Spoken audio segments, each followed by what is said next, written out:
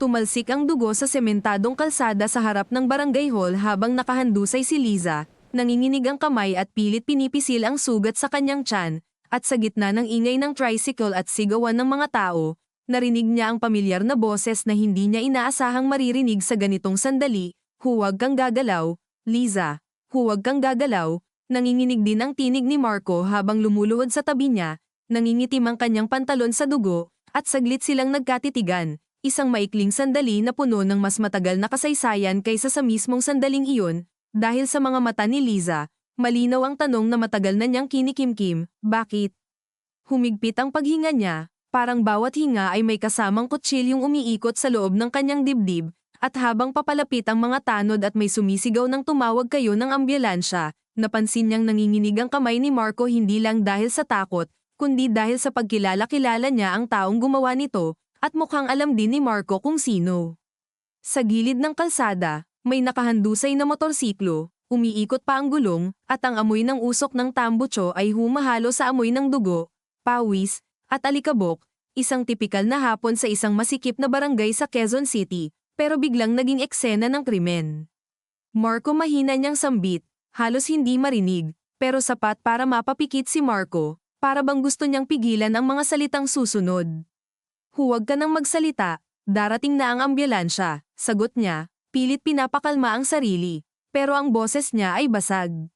Sa likod nila, may batang umiiyak, may mga nanay na nagbubulungan, sabi ko na nga ba, may mangyayari rin dyan sa babaeng yan, at ang bulong-bulungan ay parang hangin na lumalaganap, walang nakakaalam ng buong kwento pero lahat may opinyon.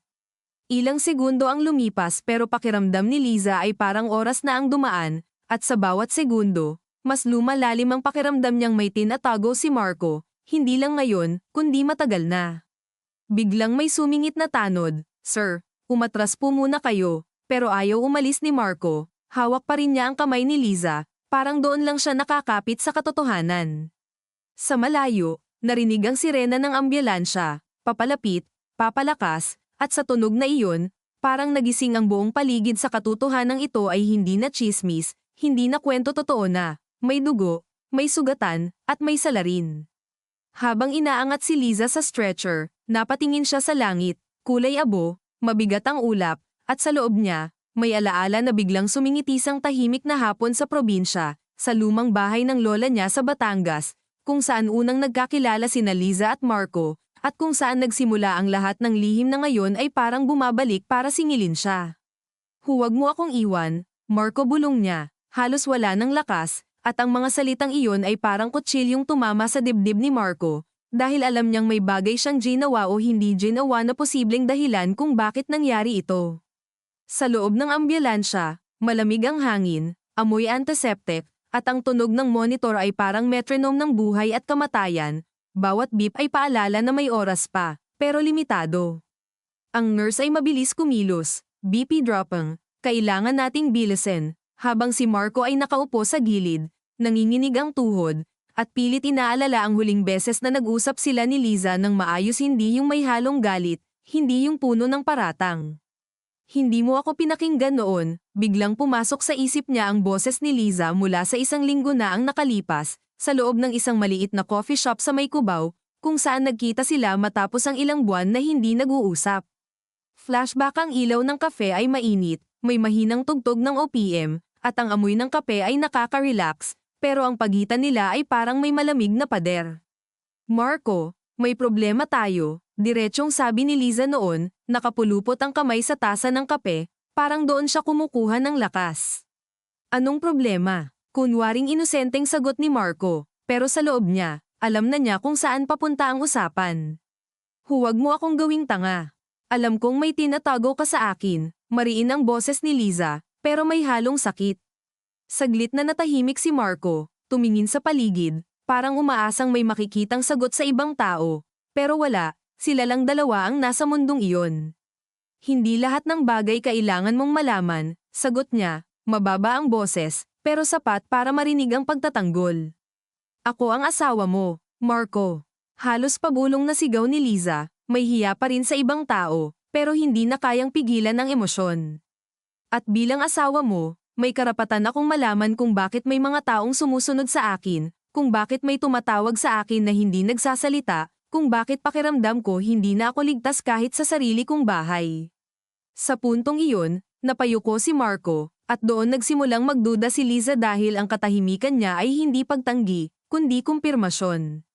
Bumalik sa kasalukuyan, ang kamay ni Liza ay unti-unting lumalamig, at pinisil ito ni Marco, parang gusto niyang ibalik ang init, ang buhay.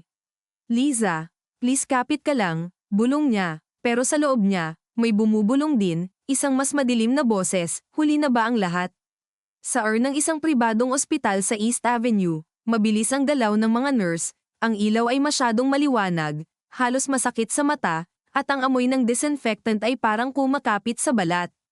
Relatives, tanong ng isang doktor, mabilis, diretso. Asawa po, sagot ni Marco, halos hindi makapagsalita. Kailangan naming oprahan agad, may internal bleeding, sabi ng doktor, at hindi na naghintay ng sagot, tumalikod agad para ipagpatuloy ang trabaho. Naiwan si Marco sa hallway, malamig ang tiles sa ilalim ng sapatos niya, at ang ingay ng mga stretcher, tawag ng nurse, at iyak ng ibang pasyente ay parang nagiging background noise sa sarili niyang gulo. Umupo siya, tinakpan ng mukha, at doon bumalik ang isa pang alaala isang gabi sa kanilang bahay sa isang gated subdivision sa Marikina. Tahimik ang paligid, pero sa loob ng bahay, may tensyon na parang bagyo na hindi pa sumasabog. Sino si Adrian? Tanong ni Liza noon, hawak ang cellphone ni Marco, nakakunot ang noo, nanginginig ang boses. Napatigil si Marco, parang nahuli sa gitna ng krimen. Office mate lang, mabilis niyang sagot, pero kulang ang kumpiyansa. Office mate na bakit ka tinatawagan ng madaling araw? Giit ni Liza, lumalapit, ang bawat hakbang ay parang pagbibilang ng kasalanan. Work lang yun, may project kami huwag mo akong lokohin. Napasigaw si Liza, at sa sandaling iyon, parang nabasag ang lahat ng pilit nilang binubuo. Bumalik sa hallway, napasandal si Marco sa pader, pinaikit ang mata, at doon niya naramdaman ang bigat ng lahat hindi lang ang kasalukuyan, kundi ang mga desisyong nagdala sa kanila dito. Biglang may lumapit na pulis, nakauniporme, seryoso ang mukha. Ikaw si Marco de la Cruz. Tanong nito. Napatingin siya, bahagyang nagulat.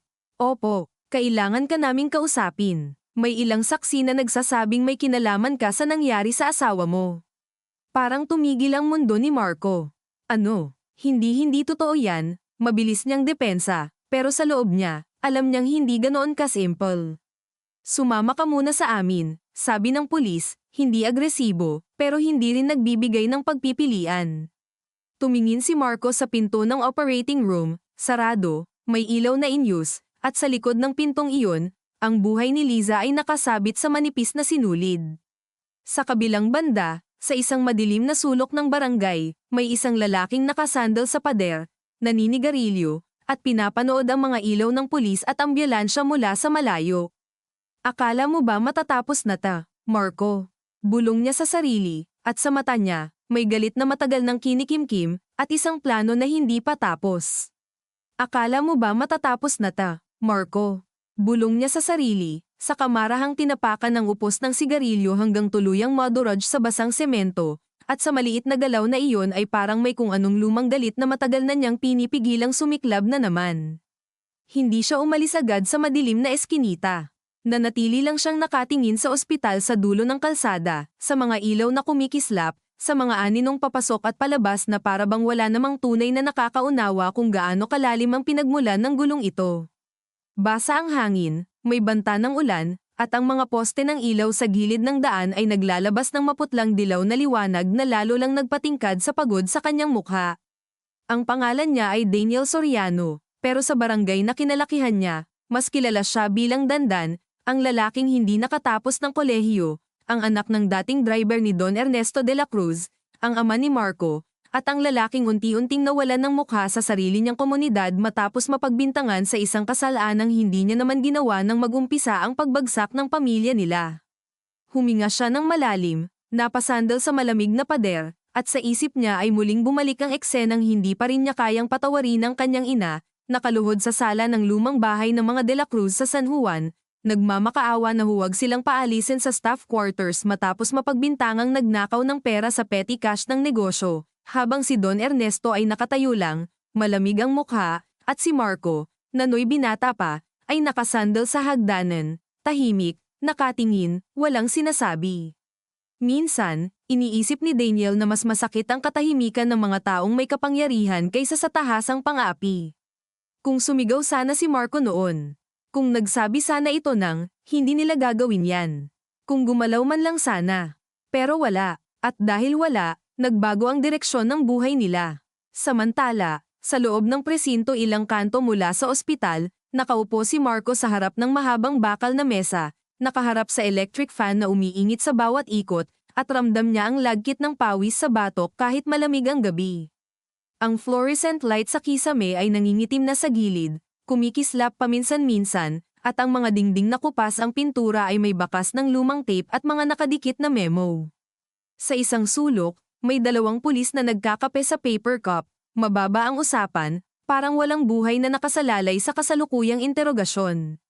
"Sir, pasensya na, kailangan lang namin malinawan," sabi ni Investigator Ramos, isang lalaking nasa late 40s, makapal ang bigete at mabagal magsalita, yung tipong parang palaging may tinitimbang na hindi mo alam kung pabor ba sa iyo o hindi.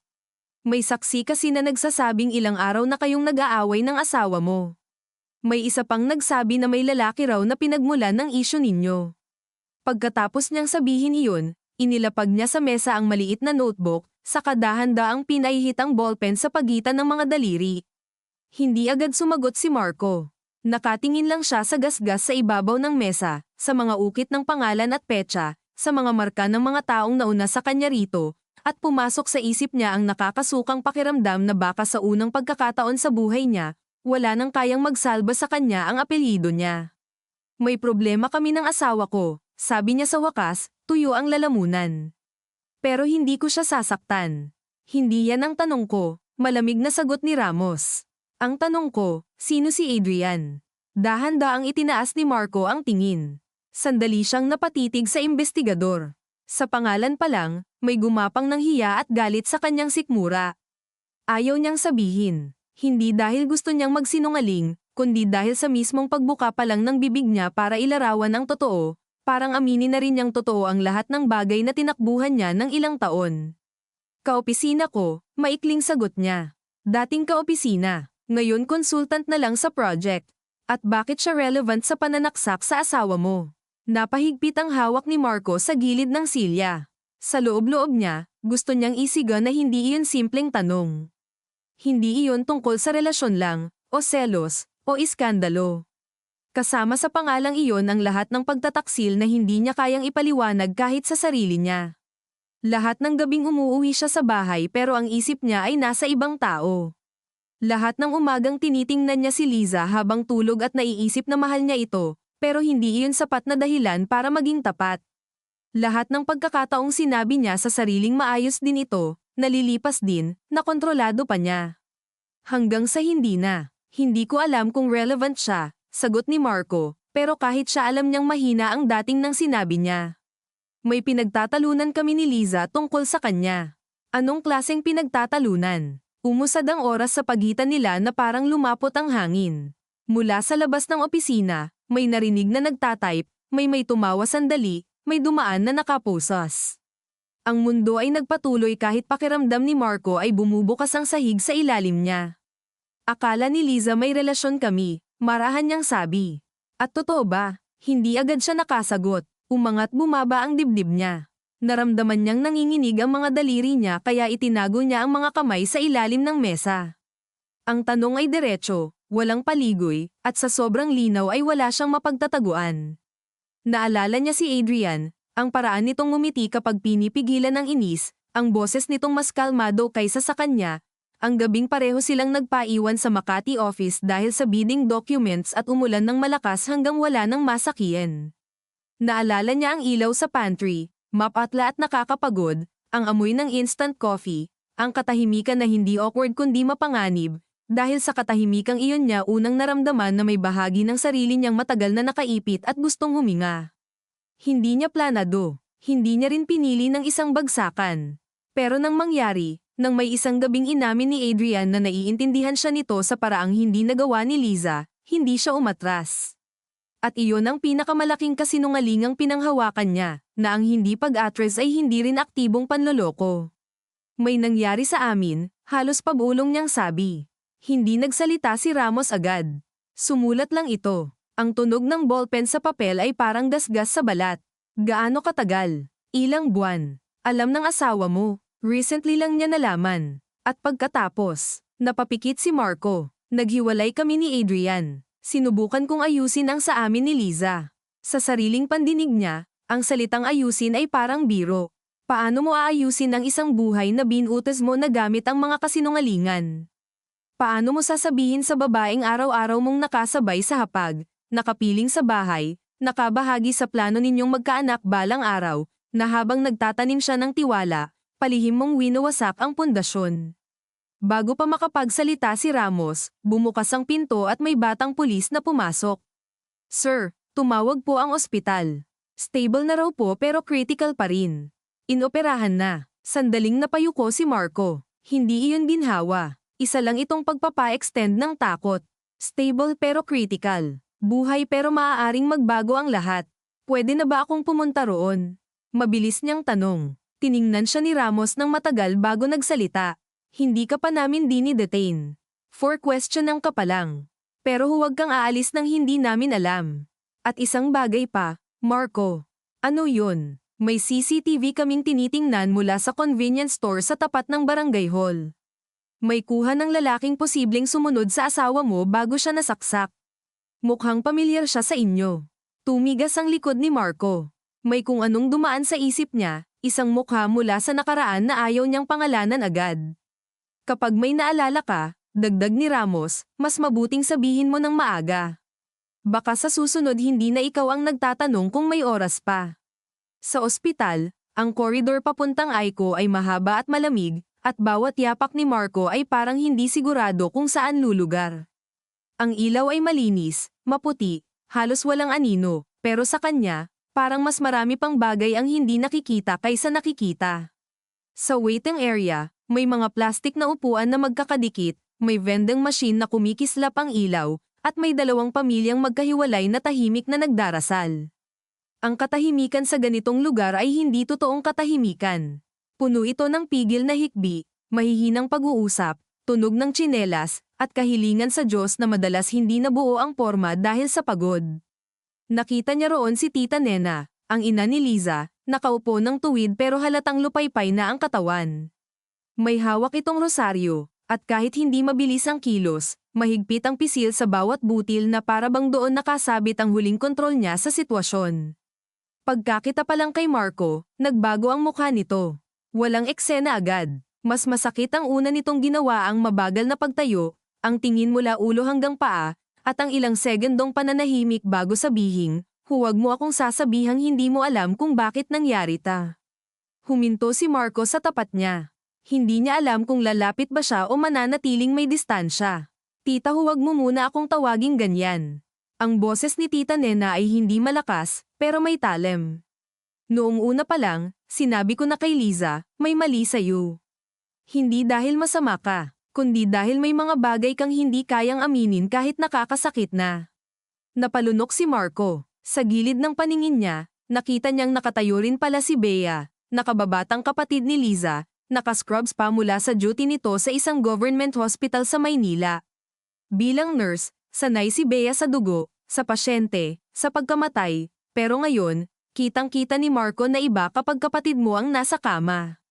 Namumula ang mata nito, pero hindi ito umiiyak. Nakatingin lang, malamig, halos parang may clinical distance na ginagamit para hindi mabasag. Anong sabi ng doktor? Tanong ni Marco, pilit inaayos ang boses. Nabuhay pa siya, sagot ni Bea. At naswerte siyang hindi tumama ng direkta sa major vessel. Pero huwag mong gagamitin ang salitang swerte sa akin ngayon. Dahil kung hindi dahil sa gulo ninyong dalawa, wala siya rito. Gusto niyang kontrahin, gusto niyang sabihin hindi niya kontrolado ang may hawak ng kutsilyo, pero hindi lumabas. Dahil kahit hindi siya ang sumaksak, hindi niya rin matakasan ang katotohanang may kamay siya sa paggiba ng mundong ikinapahamak ni Liza. Umupo siya sa dulo ng hanay ng upuan. Ramdam niya ang paninikip ng dibdib sa bawat hinga. Sa loob ng isip niya, Nag-uunahan ang mga alaala at posibilidad. Si Daniel ba? Kung si Daniel nga, bakit si Liza? Galit ito sa kanya, sa pamilya niya, sa nakaraan. Pero may isa pang anggulo. Ilang araw bago ang pananaksak, may sinend si Liza na litrato sa kanya, isang lumang envelope, may punit na gilid, at may sulat kamay na pangalan ng ama niya. Kasama roon ang maikling mensahe, kailangan nating pag-usapan ta. Hindi ko alam bakit nasa lumang cabinet na ni Papa. Noong una, hindi niya pinansin agad. Nasa meeting siya noon. Pagkatapos, nang nakita niya ng mabuti ang litrato, nakaramdam siya ng malamig na kaba. Kilala niya ang sulat kamay. Kay Don Ernesto iyon. At ang petsa sa envelope ay mula 20 taon na ang nakalipas, panahon ng pagkawala ng pera at pagpapaalis sa pamilya ni Daniel. Hindi niya alam ang laman, pero sapat na ang petsa para manginig siya. At ngayon, sa wakas, malinaw sa kanya, posibleng hindi si Liza ang target dahil asawa niya ito. Posibleng si Liza ang target dahil may nalaman ito. Napaupo siya ng tuwid. Humarap siya kay Bea. May dala ba si Liza na bag kanina? Nagsalubong ang kilay ni Bea. Bakit? May envelope siya. Lumang sulat. Kailangan ko yun makita. Ano bang meron doon? Hindi agad sumagot si Marco. Sa likod ng mga mata ni Bea, nakita niya ang pagtaas ng pagdududa. Marco, mariing sabi nito, kung may alam ka, ngayon mo sabihin. Hindi pwedeng puro paunti-unti. Napahawak siya sa noo. Sa loob-loob niya, para siyang lalaki sa gitna ng gumuguhong bahay na pipili kung aling apoy ang uunahin niyang patayin. Ang sikreto tungkol kay Adrian. Ang lihim ng ama niya.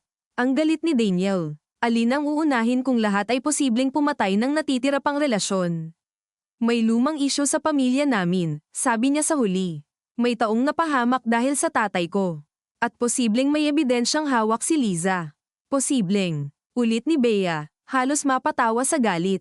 Asawa ka niya pero puro posibleng ang alam mo. Bago pa humaba ang sagutan, may doktor na lumabas mula sa ICU doors, tinanggal ang mask sa baba, at lumapit sa kanila. Lahat sila sabay tumayo. Si Mrs. De La Cruz ay out of immediate danger for now. Sabi ng doktor, maingat ang pagpili ng salita, pero may significant blood loss. Sedated siya. The next 12 hours are crucial. Napakapit si Tita Nena sa braso ni Bea. Pumikit si Marco. Ang salitang for now ay kumapit sa kanya ng mas mabigat kaysa out of danger. Pwede ba siyang makita? Tanong ni Tita Nena. One at a time, saglit lang. Unang pumasok ang ina. Naiwan si Marco sa labas, at sa paghihintay na iyon, lalo niyang naramdaman ang pagod na ilang linggo nang nasa katawan niya pero ngayon lang lumubog ng todo. Hindi simpleng antok. Ito yung pagod ng taong matagal nang nagtatayo ng bersyon ng sarili niyang kayang tanggapin ng mundo, pero sa bawat kasinungalingan, mas lumalayo sa tunay na sarili hanggang isang araw, kahit siya, hindi na alam kung sino ang ipinagtatanggol niya. Naalala niya ang isang gabing nagmaneho siya ng walang direksyon matapos ang unang malaking away nila ni Liza. Umulan noon sa EDSA, mabigat ang traffic, at sa loob ng kotse, wala siyang marinig kundi ugong ng wiper at sariling paghinga. Tinawagan niya si Adrian. Hindi ito sumagot. Nag-text lang, tama na. Hindi ako magiging dahilan ng pagkasira ninyo. Noon siya unang nakaramdam ng tunay na pagkawala. Hindi dahil nawala si Adrian, kundi dahil nawala ang ilusyon na may kontrol pa siya sa hinaharap. At ngayong halos mawala si Liza, mas matalim ang tama. Hindi dahil mas mahal niya ang isa kaysa sa isa, kundi dahil sa wakas nauunawaan niyang hindi pwedeng hatiin ang dangal at asahang may mabubuhay na buo. Lumabas si Tita Nena mula sa ICU, namumugto ang mata pero maayos pa rin ang tindig. Ikaw, sabi nito kay Marco. Pumasok ka. Pero huwag mong iisipin na dahil pinapasok kita, napatawad na kita. Hindi siya sumagot. Marahan siyang pumasok sa ICU room. Mahina ang ilaw sa loob. May tunog ng monitor, steady pero nakakakaba. Nasa kama si Liza, map-atla, may tubo, may tape sa balat, at sa unang tingin ay parang hindi siya ang babaeng ilang araw lang ang nakalipas ay matapang na humarap sa kanya sa sala at nagsabing hindi na siya naniniwala sa kahit anong paliwanag niya. Umabot si Marco sa gilid ng kama. Hindi niya agad hinawakan ang kamay nito.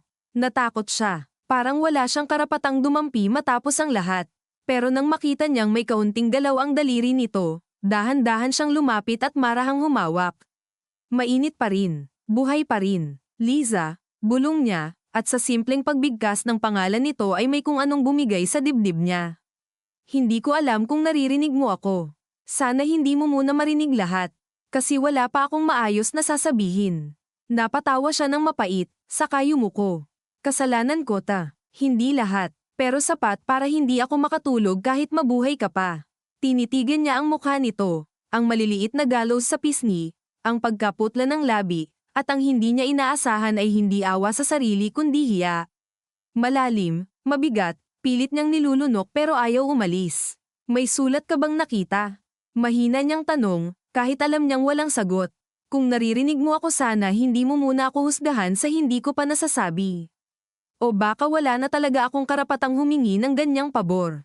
Kumurap si Liza ng bahagya. Akala niya imahinasyon lang, pero nang makita niyang gumalaw ulit ang talukap nito, lumapit siya. Dahan-dahan, hirap, nagmulat ito ng mata.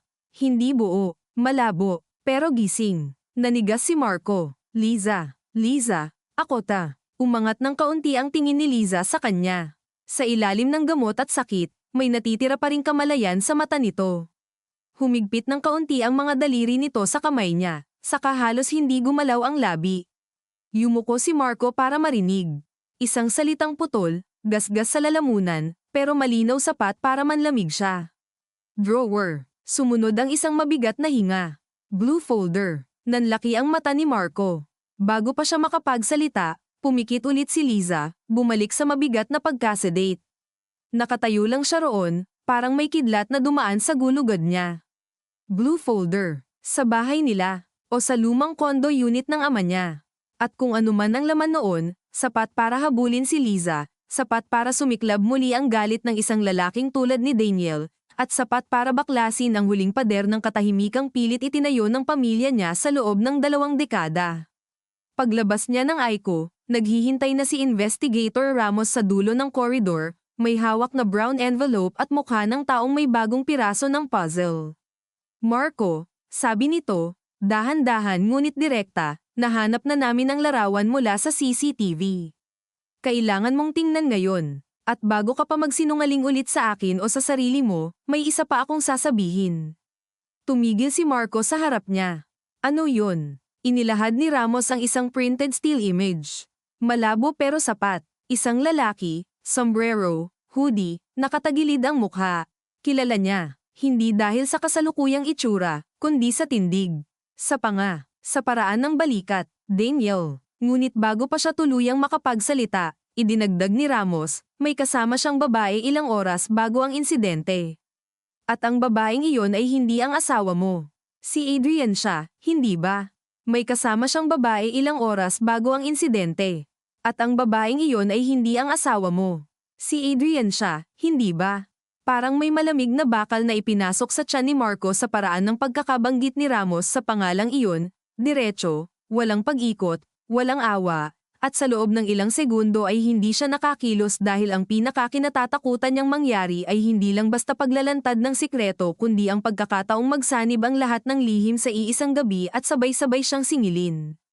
Hindi agad siya sumagot, nakatitig lang siya sa printed image na hawak ng investigador, sa malabong kuha ng convenience store camera, sa 2 aninong nag-uusap sa gilid ng parking area, at kahit butil-butil ang litrato ay kilala niya ang paraan ng pagtayo ni Adrian, bahagyang nakataas ang isang balikat kapag kinakabahan, isang kamay sa strap ng bag, at ang ulo'y bahagyang nakayuko na para bang gusto nitong magmukhang kalmado kahit may gustong takbuhan. Sagutin mo ako, sabi ni Ramos, hindi malakas, pero sapat para maputol ang pagkakabihag ni Marco sa sariling isip. Oo, sabi niya sa wakas, paus. Si Adrian yan. At bakit siya kasama ni Daniel? Hindi ko alam. Talaga lang. Muli niyang inangat ang tingin, at doon niya nakita sa mukha ni Ramos ang pagod ng lalaking matagal nang nakikinig sa mga tao at marunong nang umamoy kung alin ang kalahating totoo at alin ang pilit na iniiwasan. Sa koridor, may dumaan na nurse na nagtutulak ng gamot cart, kumalanseng ang maliliit na botelya, at sa napakasimpleng tunog na iyon, lalo niyang naramdaman ang hindi angkop na normalidad ng paligid. May mga taong umiinom ng kape sa vending machine. May batang natutulog sa kandangga ng ama niya sa waiting area. May tumatawa sa malayo sa may nurses station. Samantalang siya, Parang paunti-unting pinipilipit ng dalawang buhay na pinagsinungalingan niya hanggang hindi na niya alam kung alin ang mauuna niyang hawakan bago tuluyang malaglag. May number ka ni Adrian? Tanong ni Ramos. Tumango si Marco. Tawagan mo. Ngayon. Hindi gumalaw si Marco agad. Sa loob niya, may humahabang katahimikan, yung klase ng katahimikang parang nakatayo ka sa gilid ng bangin at alam mong kapag humakbang ka ay wala nang atrasan. Pero alam din niyang lampas na siya sa puntong pwede pa siyang pumili ng komportableng bersyon ng totoo. Kinuha niya ang cellphone niya, nanginginig ng bahagya ang kamay. Basa ang palad niya. Nang buksan niya ang contacts, saglit na tumigil ang hinlalaki niya sa pangalan ni Adrian. Walang emoji, walang kahit anong palamuti, pangalan lang. Malinis, katulad ng paraan nitong laging magsalita kapag gusto nitong pigilan ang gulo. Pinindot niya ang call. Isang ring, dalawa. Tatlo. Bawat tunog ay parang hinihila ang laman loob niya. Sa ika-4 na ring, may sumagot. Hindi agad nagsalita ang nasa kabilang linya. Tanging mahinang ugong ng hangin at ingay ng sasakyan sa malayo ang narinig. Hello, sabi ni Marco, nanunuyo ang lalamunan. Adrian, may ilang segundong walang sagot. Pagkatapos, isang boses na pilit kalmado pero halatang puyat at may bahid ng takot. Nasaan ka? Hindi kumusta ka? Hindi anong nangyari? Diretsyong tanong. Sa ospital, sinaksak si Liza. Narinig niya ang biglang pagsinghap sa kabilang linya, sinundan ng mahabang katahimikan. Ano? Bulong ni Adrian, at sa isang salitang iyon ay may totoong pagkabigla, hindi pekeng gulat. Buhay pa siya. Critical pa rin. Adrian, kailangan kong malaman kung bakit ka kasama ni Daniel. Sa tabi niya, hindi nagsasalita si Ramos pero kitang-kita niyang nakatutok ang buong pansin nito sa bawat salita. Hindi ako pwedeng magsalita dyan, sagot ni Adrian. Hindi ligtas. Hindi ligtas para kanino. Napapikit si Marco, pinipigilan ang sarili. Adrian, tama na. Wala na tayong pwedeng pagtakpan. Nasaan ka? Sa kabilang linya, huminga ng mabigat si Adrian. Sa may Pasig. Pero hindi ako magtatagal dito. Bakit? Dahil may hinahanap sila. Sino? Hindi lang si Daniel ang may alam sa sulat. Para itong suntok na tumama sa sentido ni Marco. Anong ibig mong sabihin? May kopya, Marco, at yung original, posibleng nasa inyo pa. Hindi ko alam kung gaano karami ang alam ni Liza bago siya nasaktan, pero alam kong may nakuha siya. Naramdaman ni Marco ang pagtigas ng batok niya. Paano mo nalaman? Dahil ako ang tumulong sa kanya maghanap. Muntik mabatiwan ni Marco ang telepono. Sa ilang sandali, wala siyang marinig kundi malakas na ugong sa loob ng tenga niya. Tumikim si Ramos at marahang iniabot ang kamay, senadoryas na ilagay sa speaker, pero hindi pa rin agad kumilos si Marco. Sa loob niya, bumabangga ang galit, hiya, at isang mapait na pagkilala na habang abala siyang isipin na ang mga kasinungalingan niya ay umiikot sa pagtataksil sa relasyon, may mas malalim palang nangyayari sa likod niya na hindi niya man lang nasalayan. Paanong tinulungan mo siya? Singit niya, mas mababa ang boses, mas masakit. Nagkita kami 2 beses, sagot ni Adrian. Hindi para sa atin, para sa kanya. Nilapitan niya ako kasi alam niyang may access ako sa old company records ng tatay mo. Akala niya noong una financial discrepancy lang. Pero nang makita namin ang pangalan ni Daniel at ng nanay niya sa luma ninyong settlement papers, napansin naming hindi tugma ang dates.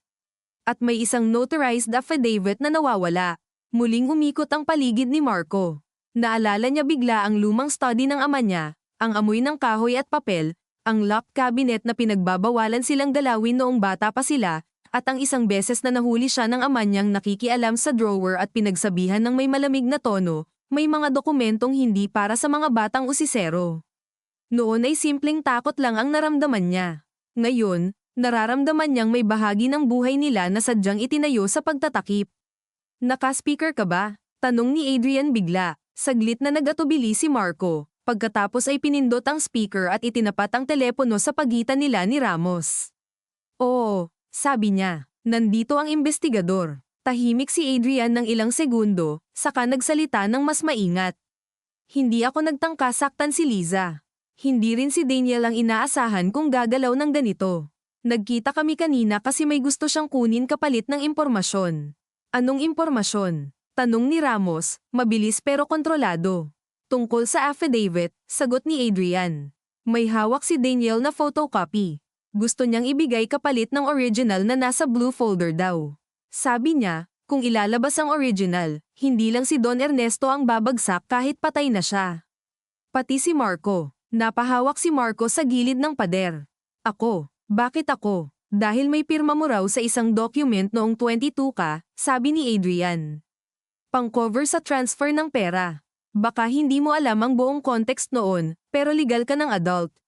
Pwede kang madamay. Napadilat si Marco. May isang alaala na biglang sumulpot, matagal nang nakabaon sa likod ng isip niya isang hapon sa opisina ng ama niya sa Binondo, sariwa pa ang college graduation niya noon, suot pa ang polo niya mula sa isang job interview, at inabutan siya ng ama ng ilang papeles. Routine corporate restructuring lang, sabi ni Don Ernesto noon. Pirmahan mo rito, andito ka rin naman bilang junior officer sa bagong entity. Hindi niya binasa ng mabuti. Gusto lang niyang makuha ang bihirang approval ng ama. Gusto niyang may isang araw man lang natitingnan siya nito na may halaga. Ngayon, bumabalik sa kanya ang fountain pen na mabigat hawakan, ang amoy ng leather chair, ang malamig na kamay ng ama niyang pinapatong sa balikat niya pagkatapos niyang pumirma. Noon pakiramdam niya tinatanggap siya. Ngayon naiisip niyang baka ginamit lang siya bilang dagdag na pader.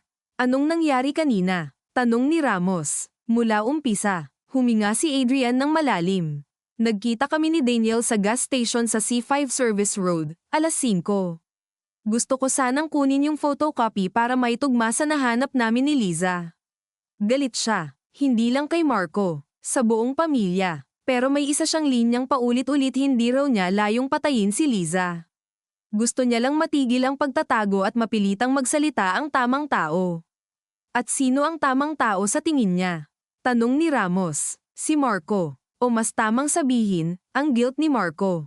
Napakagat si Marco sa loob ng pisngi niya hanggang malasahan niya ang dugo. Hindi lang dahil sa sinabi ni Adrian, kundi dahil sa nakakainsultong lapit nito sa katotohanan. Buong buhay niya, akala niya ang pinakamabigat niyang kasalanan ay mga pinili niyang itago sa asawa niya. Ngayon, unti-unting lumalabas na may nakaraang hindi niya inusisa dahil komportable siyang hindi alamin, at ang hindi pag-alam na iyon ay isa ring anyo ng pakikisabuatan.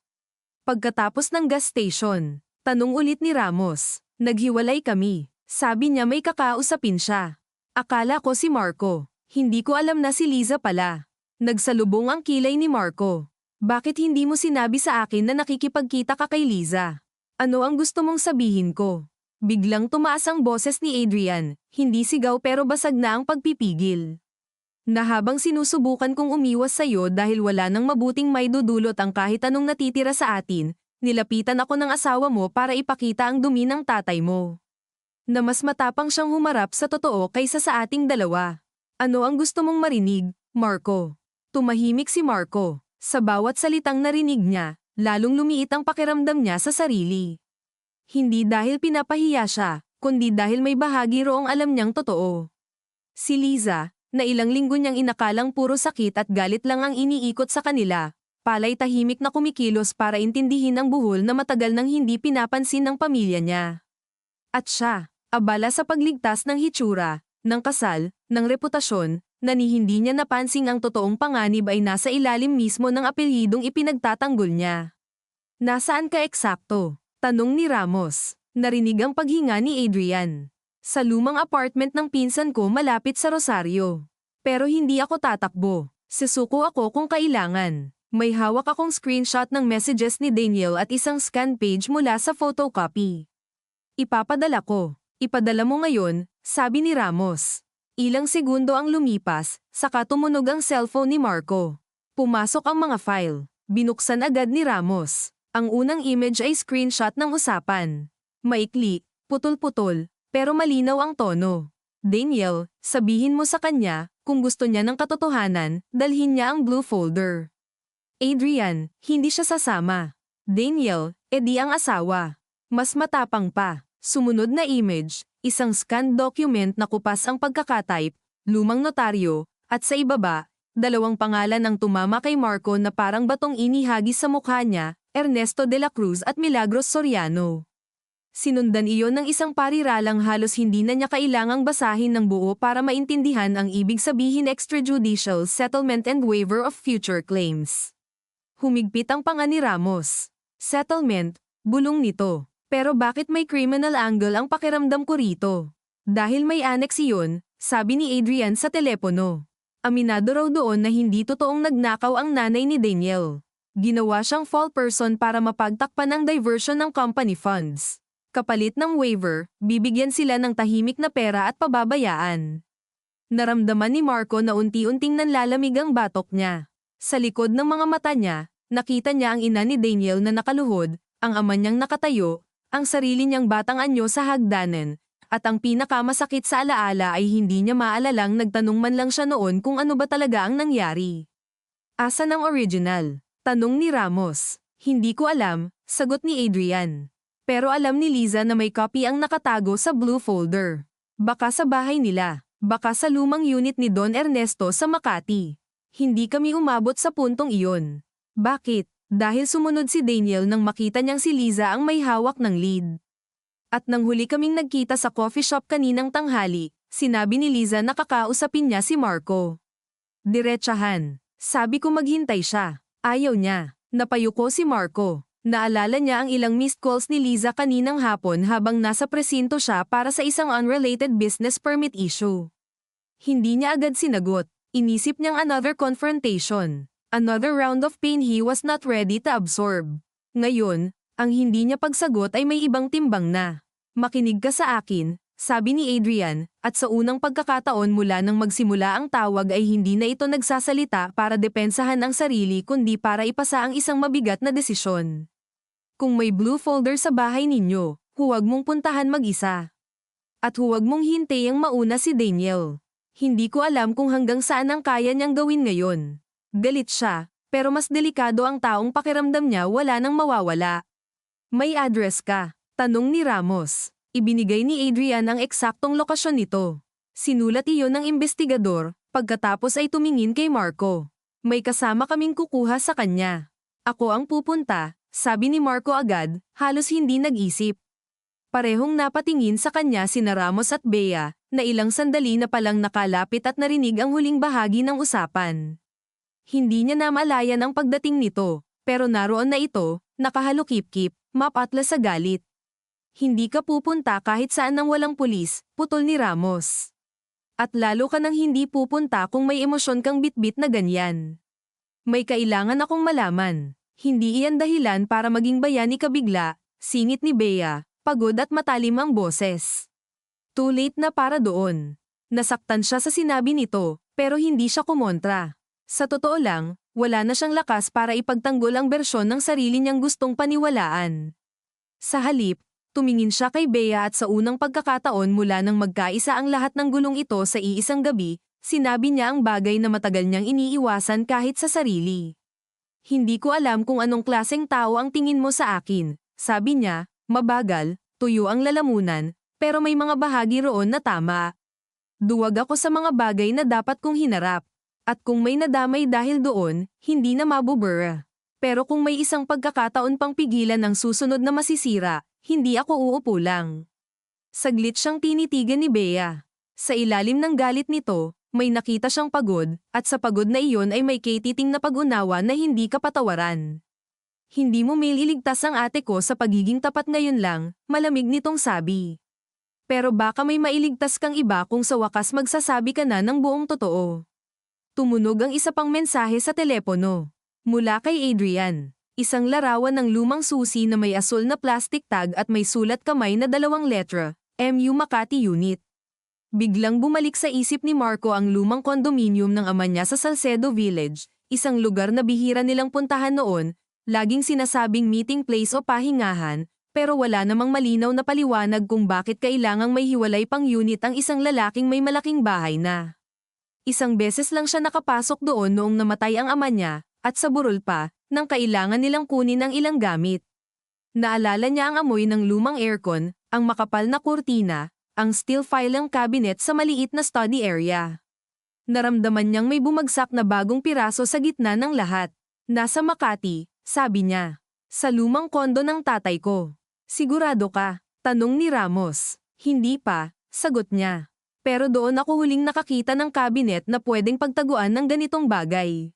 Sandaling nag-isip si Ramos, saka mabilis na nagdesisyon.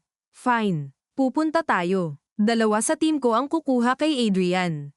Ako, ikaw, at isang kasama pupunta sa unit. Pero makinig ka sa akin, Marco. Kapag may tinago ka pa, at may masaktan dahil doon, tapos ka sa akin. Tumango si Marco. Hindi niya alam kung kaya pa niyang magsabi ng anuman na hindi tunog huli at kulang. Bago siya tuluyang humakbang palayo sa Aiko Corridor, napatingin siya sa salaming pinto.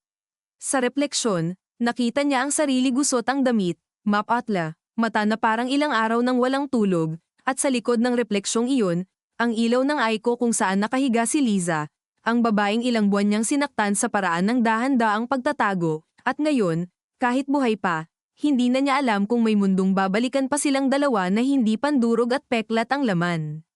Minsan, iniisip niya na ang guilt ay simpleng sakit na darating kapag may ginawa kang mali. Pero ngayong gabi, mas malinaw sa kanya na may ibang anyo ang guilt sa mga pamilyang marunong maglinis ng dumi sa ilalim ng mamahaling alpombra. Hindi ito basta pakiramdam. Isa itong pamana. Isang katahimikang ipinapasa mula ama sa anak, mula isang lagda sa susunod na kompromiso, hanggang may isang taong sa wakas dadyugo para lang mabasag ang siklo. Habang naglalakad sila palayo sa koridor, naramdaman niyang nanginginig pa rin ang kamay niya, pero hindi na dahil lang sa takot.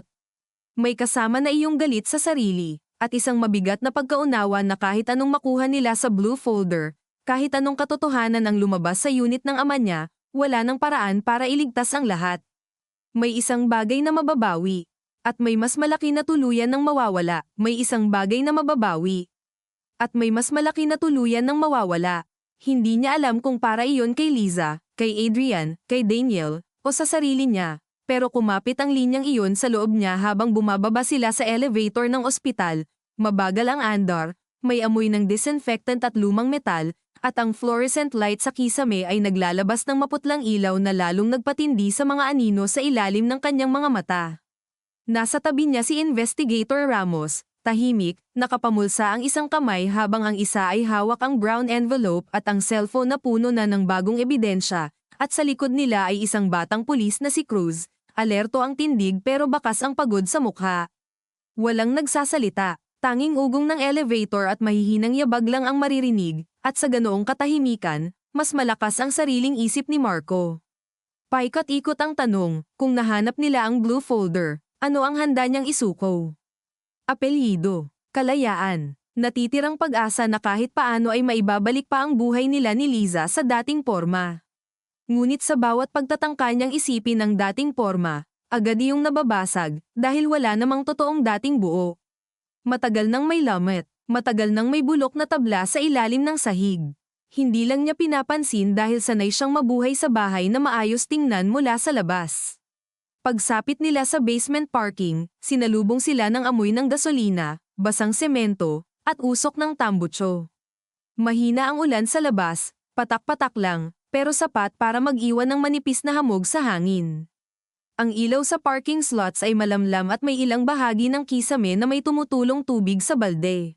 Sumakay sila sa unmarked na sasakyan ni Ramos. Sa pag-upo ni Marco sa likod, naramdaman niyang basa pa rin ng pawis ang likod ng polo niya. Kumapit siya sa seatbelt ng mas madiin kaysa kailangan, para bang may kontrol siyang makukuha sa simpleng paghigpit. Habang palabas ang sasakyan sa ospital at lumalabas sa main road, dumaan sila sa mga jeep na halos wala ng pasahero, mga karinderyang nagsasara na, mga convenience store na maliwanag pa rin sa gitna ng gabi, at mga lalaking nagkukumpulan sa ilalim ng waiting shed, nagtatakip ng ulo sa ulan gamit ang dyaryo o manipis na jacket. Pamilyar ang lungsod sa ganitong oras, pagod pero gising, marumi pero gumagalaw, parang laging may isang bagay na nagtatago sa ilalim ng karaniwang ingay. Napatingin si Marco sa bintana. Sa refleksyon ng salamin, nakita niya ang sariling mukha, pero sa likod niyon ay biglang sumingit ang mukha ng ama niya, hindi sa malinaw na alaala kundi sa pakiramdam. Yung paraan nitong tumahimik kapag gusto ka nitong mapahiya nang hindi ka sinisigawan. Yung pag-angat ng kilay na sapat para ipaalam na may mali ka nang nagawa kahit hindi pa ito nagsasalita. Habang lumalaki siya, Natutunan niyang ang kapangyarihan sa bahay nila ay hindi laging sumisigaw. Minsan, nakaupo lang ito sa dulo ng hapag, tahimik, at kaya nang baguhin ang timpla ng buong kwarto. Ilang taon ka noong pinapirma ka ng tatay mo? Biglang tanong ni Ramos, hindi siya tinitingnan, nakapako ang mata sa kalsada. 22, sagot ni Marco. Fresh grad. Oo, binasa mo ba? Sumagi ang hiya sa mukha ni Marco bago pa siya sumagot. Hindi ng buo. Bakit? Napatawa siya ng maikli, mapait. Kasi gusto kong mapuri siya sa akin. Kahit minsan. Hindi humimik si Ramos. Hindi rin siya nagbigay ng moral lecture. Sa halip, binagalan niya ang sasakyan sa stoplight sa May Ortigas at saka nagsalita sa tono ng taong hindi na bago sa ganitong klase ng sugat. Maraming anak ang napapasama dahil gusto lang nila mapansin ng magulang. Ang problema, kapag lumabas na ang dumi, hindi na pwedeng gawing paliwanag ang pagiging anak. Tumango si Marco, at sa simpleng pahayag na iyon ay may bigat ng katotohanang hindi niya matatakasan.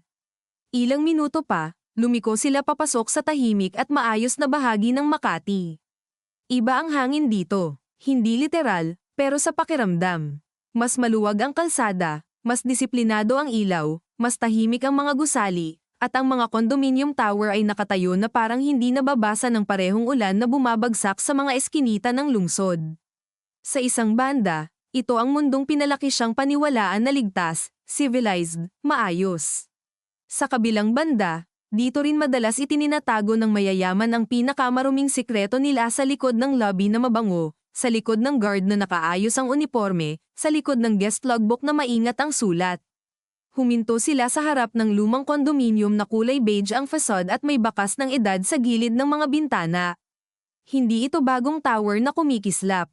Luma ito, tahimik, at kung hindi mo alam ang hinahanap mo, mapagkakamalan mo lang na ordinaryong building ng matatandang may pera. Sa lobby, malamig ang aircon at amoy furniture polish. May gwardyang nakatingin agad sa kanila, tapos kay Marco, at kitang-kitang nakilala siya matapos ang ilang segundong pag-alangan. Sir Marco, sabi nito, tumayo agad. Matagal po kayong hindi napapadaan. Napakapit si Marco sa strap ng bag niyang walang laman. Kailangan naming umakyat sa Unit 14C, sabi ni Ramos, ipinapakita ang id. Nagiba ang timpla ng mukha ng guard, pero tumango rin. Sir, may pumasok na po roon kanina. Lumingon agad si Ramos. Anong oras? Mga 40 minutes ago po siguro. Lalaking nakakap. Hindi ko po napigilan kasi may duplicate key yata. Nung una akala ko kamag-anak din. Naramdaman ni Marco ang mabilis na tibok ng dugo sa sentido niya. Tinawagan mo ba ang admin? Opo, pero wala pang sumasagot sa maintenance. Hindi na nagsalita si Ramos. Mabilis siyang lumakad papunta sa elevator, sinusundan siya ni na Marco at Cruz. Habang paakyat, humihigpit ang hangin sa dibdib ni Marco. Ayaw niyang pangalanan ng kaba, pero malinaw na ang iniisip niya, si Daniel. Kung nauuna ito sa unit, hindi lang dokumento ang posibleng mawala. Baka may mas malala pa. Bumukas ang elevator sa ika-14 na palapag. Tahimik ang hallway, may makapal na carpet na sumisipsip sa tunog ng yabag, may dim wall lights, at may amoy ng lumang air freshener na halo sa bahagyang alikabok. Sa dulo ang Unit 14C. Bahagyang nakaawang ang pinto, hindi tuluyang bukas. Sapat lang para ay pakitang may nauna na. Inangat ni Ramos ang isang kamay, senadoryas na huminto sila. Kinuha niya ang baril sa holster ng walang drama, sanay ang kilos. Si Cruz ay sumunod. Napatigil si Marco, ramdam ang malamig na pawis sa batok. Masyadong tahimik, wala man lang ugong ng TV, wala ring tunog ng aircon mula sa loob. Stay behind US, bulong ni Ramos. Dahan-dahan niyang itinulak ang pinto gamit ang kamay na may hawak ng flashlight. Umungol ang bisagra. Pumasok sila. Madilim sa loob maliban sa ilaw mula sa hallway. Nang buksan ni Cruz ang switch, sumiklab ang malamig na liwanag sa isang sala na tila hindi ginalaw ng panahon. Mabibigat na kurtina, lumang leather sofa, isang malaking painting ng bangkang delambat na mukhang mamahalin pero walang kaluluwa. Glass center table na may manipis na alikabok, isang cabinet ng liquor na kalahati ang laman. Ang amoy ay pinaghalong lumang kahoy, saradong kwarto, at bahagyang amagamoy ng lugar na ginagamit lang kapag may kailangang itago o iwasan, hindi kapag may gustong tirhan. Ang unang tumama sa mata ni Marco ay ang bahagyang nakabukas na pinto papunta sa maliit na study area. Nakasindi ang ilaw doon. Nilapitan nila. Nandoon ang steel filing cabinet, bukas ang dalawang drawer, nakakalat ang mga papel sa sahig na parang may naghalukay ng desperado pero may direksyon. May isang upuang nakatamba, at sa tabi ng mesa, nakasandal sa dingding, hawak ang kaliwang tagiliran, ay si Daniel. Mapatla ang mukha, humihingal, at may bahid ng dugo ang t-shirt sa ilalim ng jacket. Sa isang iglap, sabay itinutok ni Ramos at Cruz ang baril. Huwag kang gagalaw, sigaw ni Ramos. Hindi man lang nagulat si Daniel. Marahan lang siyang napangiti, pagod at mapait, saka dahan-daang itinaas ang bakanteng kamay. Late ka na naman, Marco, sabi niya, at kahit hinihingal ay malinaw ang bawat salita. Style mo na yan simula pa noon. Napakurap si Marco. Hindi dahil sa insulto kundi dahil sa anyo nito hindi ito hitsura ng lalaking kontrolado ang sitwasyon. Mukha itong hinahabol na ng sariling katawan. Nasaan ang folder? Putol ni Ramos. Hindi sumagot si Daniel agad. Sa halip, tumingin ito kay Marco ng diretso, para bang silang dalawa lang ang nasa silid. Bago ang folder, sabi niya, sabihin mo muna sa akin kung inamin mo na sa asawa mo kung ano ka talaga. Nanikip ang panga ni Marco. Hindi ito ang oras para dyan. Kailan ba nagkaroon ng tamang oras sa'yo?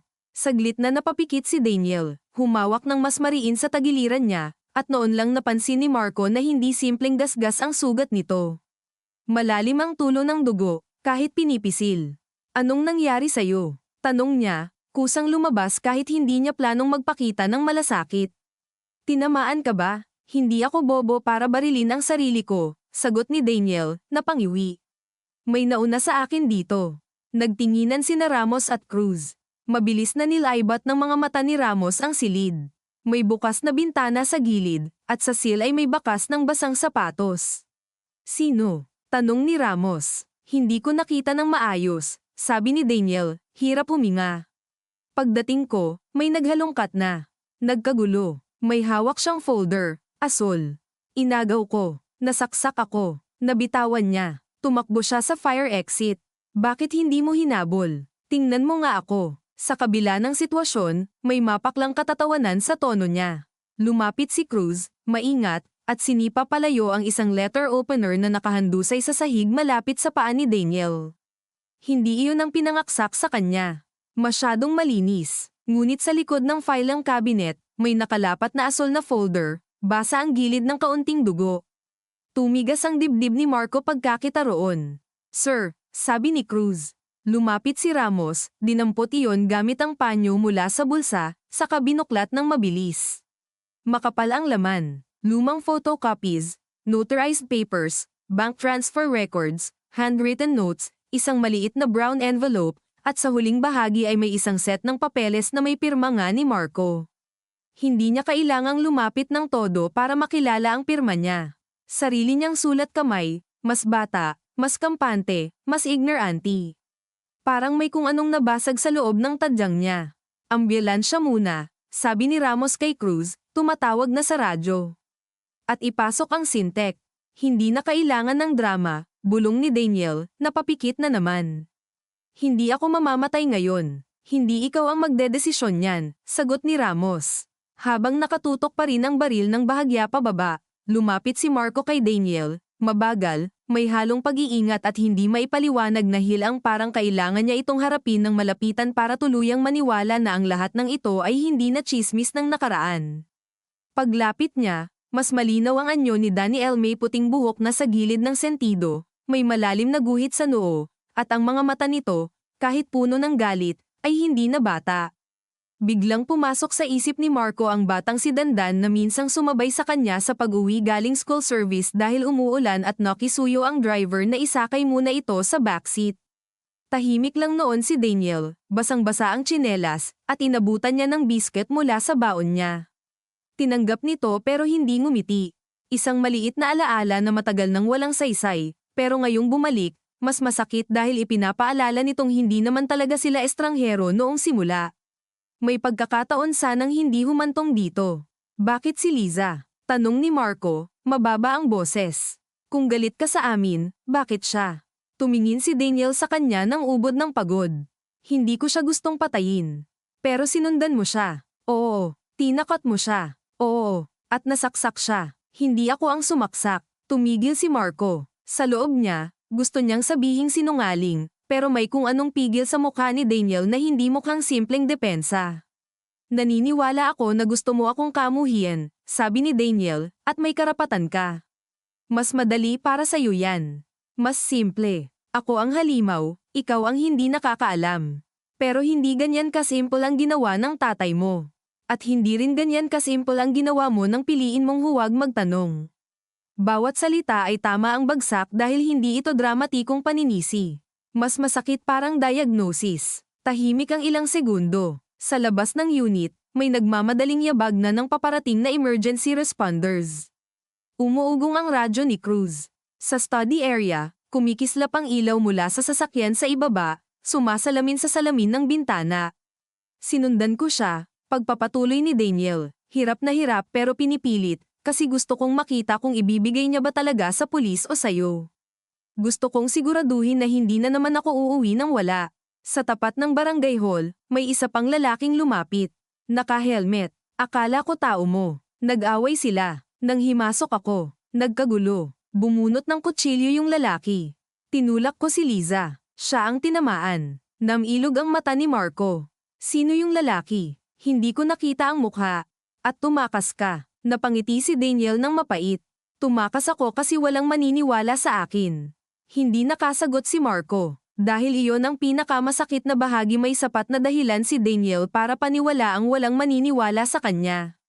Sa likod ng lahat ng ginawa nito, ng galit nito, ng pagsunod nito kay Liza, may isang ugat ng katotohanang hindi kayang burahin, nasanay ang mundo na ang bersyon ng pamilya de la Cruz ang mas madaling tanggapin. Lumapit si Ramos, hawak ang isang papel mula sa folder. Marco, iniabot niya ito. Lumamig ang kamay ni Marco habang tinatanggap ang dokumento. Isang affidavit, pirmado ng ina ni Daniel. May kalakip na statement na hindi siya kumuha ng pera, na pinilit siyang pumirma sa waiver dahil tinakat siyang ikakaso at ipakukulong habang menor de edad pa ang anak niya. Sa margin, may handwritten note ng ama ni Marco, settle quietly. Use M. Napakurap si Marco. M. Tanong niya, bagamat may kutob na siya. Malamang milagros, sabi ni Ramos. O hindi na nito tinuloy. Hindi na kailangan. Pareho nilang naisip na maaari ring Marco. Sa susunod na papel, naroon ang bank transfer sheet. Sa huling pahina, naroon ang signature block na pinirmahan niya noon. Hindi siya co-conspirator sa plano, pero ginamit ang lagda niya bilang huling layer ng legal na pagtakip. At sa sandaling iyon, malinaw na malinaw sa kanya na hindi sapat ang linyang hindi ko alam. Totoo man iyon noon, pinili niyang manatiling hindi alam ng matagal. Pinili niyang huwag balik-balikan. Pinili niyang manahimik sa ilalim ng ginhawang dala ng apelyido. Pumasok ang mga medic at nilapatan ng pressure dressing si Daniel. Napangiwi ito pero hindi sumigaw. Habang inaasikaso, hindi pa rin inaalis ni Daniel ang tingin kay Marco. May isang tanong ako, sabi nito. Nasaan ang asawa mo? Ospital. Buhay. Oo. Pumikit si Daniel, at sa unang pagkakataon, ang galit sa mukha niya ay parang umurong ng kaunti at napalitan ng matinding pagod. Mabuti. Kung hindi ikaw, sabi ni Marco, sino ang lalaking naka-helmet? Bumukas muli ang mata ni Daniel. Baka tao ng abogado ng tatay mo. Baka fixer. Baka kung sino mang ayaw mabuksan ang dumi. Hindi ko alam. Pero may isa akong alam, hindi matatapos na sa folder lang. Kapag inilabas mo yan, may mga taong gagalaw. May choice ba ako? Mahinang tanong ni Marco, higit sa sarili kaysa kay Daniel. Hindi agad sumagot si Daniel. Tinulungan siyang ihiga sa stretcher, sumirit ang isang mahinang daing mula sa pagitan ng mga ngipin niya, saka siya tumingin sa kisame at nagsalita na parang nauubusan na ng lakas para sa kahit anong pagkukunwari. Meron. Lagi namang meron. Ang tanong lang, anong handa mong mawala? Habang inilalabas si Daniel sa unit, nanatili si Marco sa study area, hawak ang affidavit at nakatitig sa pirma ng ama niyang patay na pero buhay na buhay pa rin ang epekto sa lahat ng silid na kinaroroonan niya. Sa likod niya, naririnig niya si Ramos na nagbibigay ng instructions sa crime scene team. May kinukuhang litrato, may tinatape na ebidensya, may tinatawag na fiscal. Ang mundo ng proseso ay mabilis na umiikot sa paligid niya, ngunit sa gitna noon, pakiramdam niya ay nakatayo siya sa mismong punto kung saan humiwalay ang dalawang bersyon ng buhay niya. Sa isa, maaari niyang sabihin na hindi niya alam, makipag-coordinate sa abogado, limitahan ang statement, iligtas ang natitirang negosyo, bawasan ang pinsala. Sa isa, maaari niyang ilabas ang lahat, isama ang sarili sa pagbagsak, at tanggapin na hindi iyon katapusan lang ng pangalan ng ama niya kundi ng lahat ng natitirang ilusyon tungkol sa sarili niyang disenteng katahimikan. Dahan-dahan niyang ibinaba ang papel, saka tumingin sa bukas na drawer ng filing cabinet. Sa loob, may isang lumang picture frame na natabunan ng mga dokumento. Kinuha niya iyon. Isang litrato nila noon siya, ang ama niya, at ang ina niyang matagal nang namatay. Nasa beach sila sa Batangas. Nakangiti siya roon, 10 taong gulang, mahigpit ang yakap sa kanya ng ina niya, habang ang ama niya ay nakatayo sa likod, isang kamay sa balikat niya, maayos ang polo, tipid ang ngiti. Sa unang tingin, larawan ito ng maayos na pamilya. Ngunit habang tinititigan niya, bigla niyang naalala na kinabukasan ng araw nakuha ang litrato, hindi sila halos nagpansinan ng ama niya dahil may kausap itong abogado sa telepono at nagkulong sa kwarto ng magdamag. Ganoon yata ang buong buhay niya, mga larawang maayos, mga kwartong sarado. Sa hallway, narinig niya si Ramos. Marco, kailangan na nating bumalik. Isasama natin to sa ospital para mapirmahan ang chain of custody, tapos sa presinto. Hindi agad siya kumilos. Marahan niyang ipinatong muli ang larawan sa mesa, hindi ibinalik sa drawer. Pagkatapos, hinawakan niya ang blue folder gamit ang dalawang kamay, ramdam ang gaspang ng lumang curtain sa mga daliri, at sa simpleng paghawak na iyon ay para siyang humahawak hindi lang ng ebidensya kundi ng bigat ng lahat ng desisyong hindi na niya pwedeng ipasa sa iba. Paglabas nila sa unit, mas malamig ang hallway kaysa kanina. O baka siya lang ang mas ramdam na ang ginaw. Habang bumababa ang elevator, naisip niya si Liza, sedated, map-atla, pero gising sapat para may bulong ang drawer at blue folder. Sa huling sandali bago sila tuluyang sumara sa loob ng elevator box, tinamaan siya ng isang pagkaunawang hindi niya inaasahang mas sasakit pa kaysa sa mga dokumento. Kahit anong katotohanan ang mailabas niya ngayon, hindi na mabubur ang katotohanang si Liza pa ang kailangang maghukay, si Liza pa ang unang nagpakita ng tapang, at si Liza pa ang halos mamatay para lang mapilit siyang harapin ang sarili. Sa biyahe pabalik sa ospital, hindi na nagsalita si Marco kahit minsan. Nakaupo siya sa likod ng sasakyan na parang biglang lumiit ang espasyo sa paligid niya, hawak ang tuhod gamit ang dalawang kamay, at sa bawat lubak sa kalsada ay parang may kasabay na pag-alog sa loob ng dibdib niya. Nasa tabi niya ang blue folder, nasa evidence bag na ngayon, pero kahit hindi niya direktang hinahawakan ay pakiramdam niya nakadikit pa rin sa balat niya ang gaspang yun. Sa labas ng bintana, tuloy pa rin ang lungsod sa sarili nitong ritmo. May mga call center employee na nagmamadaling tumawid sa Makati Avenue, may lalaking humihingi ng barya sa stoplight, may magkasintahang nakasilong sa ilalim ng iisang payong, at may taxi driver na nakayukong nakatingin sa cellphone habang naghihintay ng bukang. Napakasimple ng mga eksenang iyon, napaka-normal, at marahil iyon ang pinakamasakit. Napakalawak ng mundong nagpapatuloy kahit may isang pamilya ng gumuho, kahit may isang babaeng halos mamatay, kahit may isang anak na ngayong gabi lang talaga umamin sa sarili niyang buong buhay siyang nakinabang sa katahimikang itinayo ng ama niya sa kasinungalingan. Minsan, iniisip ni Marco na ang pag-amin ay isang biglang kilos, parang pagbukas ng ilaw sa madilim na kwarto. Ngayong gabi, mas naiintindihan niyang hindi pala ganoon. Ang pag-amin ay mas kahawig ng paghila sa pader gamit ang bare hands. Mabagal, masakit, at habang binabaklas mo ang itinayo mo ring depensa, unti-unti mong nakikita kung gaano karaming tao ang nadaganan ng bigat nito habang tahimik kang namuhay sa ilalim. Kapag ibinigay natin sabi ni Ramos habang nakatingin pa rin sa kalsada, hindi na lang ito attempted homicide. Posibleng fraud, coercion, falsification, obstruction. At depende sa laman ng annexes, baka may iba pa. Hindi agad sumagot si Marco. Pinagmasdan lang niya ang refleksyon ng ilaw sa windshield, mga pahabang guhit na nagsasalubong at naglalaho. Alam ko, sabi niya sa wakas. Hindi, sagot ni Ramos, mahina pero diretso. Ang alam mo, may mangyayari. Ang hindi mo pa siguro tanggap, ikaw mismo ang isa sa mangyayari. Walang halong pang-aasar ang tono nito. Mas mabigat pa nga dahil tila iyon ay simpleng paglalatag lang ng katotohanan. Napayuko si Marco. Sa loob-loob niya, gusto niyang tumutol, gusto niyang sabihin na hindi niya hiniling ang mga dokumentong pinapirma sa kanya, na bata pa siya, na hindi niya alam. Pero habang iniipon niya ang mga katwirang iyon, paunti-unti rin niya mismong dinidesmantle ang mga ito. Totoo, hindi niya alam ang buong scheme noon. Totoo, hindi niya alam na may puwersahang waiver. Totoo, hindi niya alam na inosente si Milagros Soriano. Pero totoo rin na matapos mamatay ang ama niya at maging legal na sa kanya ang ilang record, pinili niyang huwag suriin ang mga lumang transaksyon dahil ayaw niyang may masamang lumabas. Pinili niyang maniwala sa bersyong mas komportable. Pinili niyang maging tahimik, at sa mga pamilyang sanay sa hiya at hitsura, ang katahimikan ng may kapangyarihan ay hindi neutral. Posisyon iyon. Pagdating nila sa ospital, mas madilim na ang langit pero mas maliwanag ang lobby dahil lumakas ang ulan. Maririnig ang patak sa glass facade, tuloy-tuloy, at sa bawat pagbukas ng pinto ay may sumasamang malamig na hanging may halong amoy ng basang kalsada. Bumaba si Marco mula sa sasakyan na parang mas mabigat ang mga binti kaysa kanina. Kasunod niya si Ramos na may hawak pa rin sa evidence bag, at si Cruz na abala sa pagtawag sa desk officer.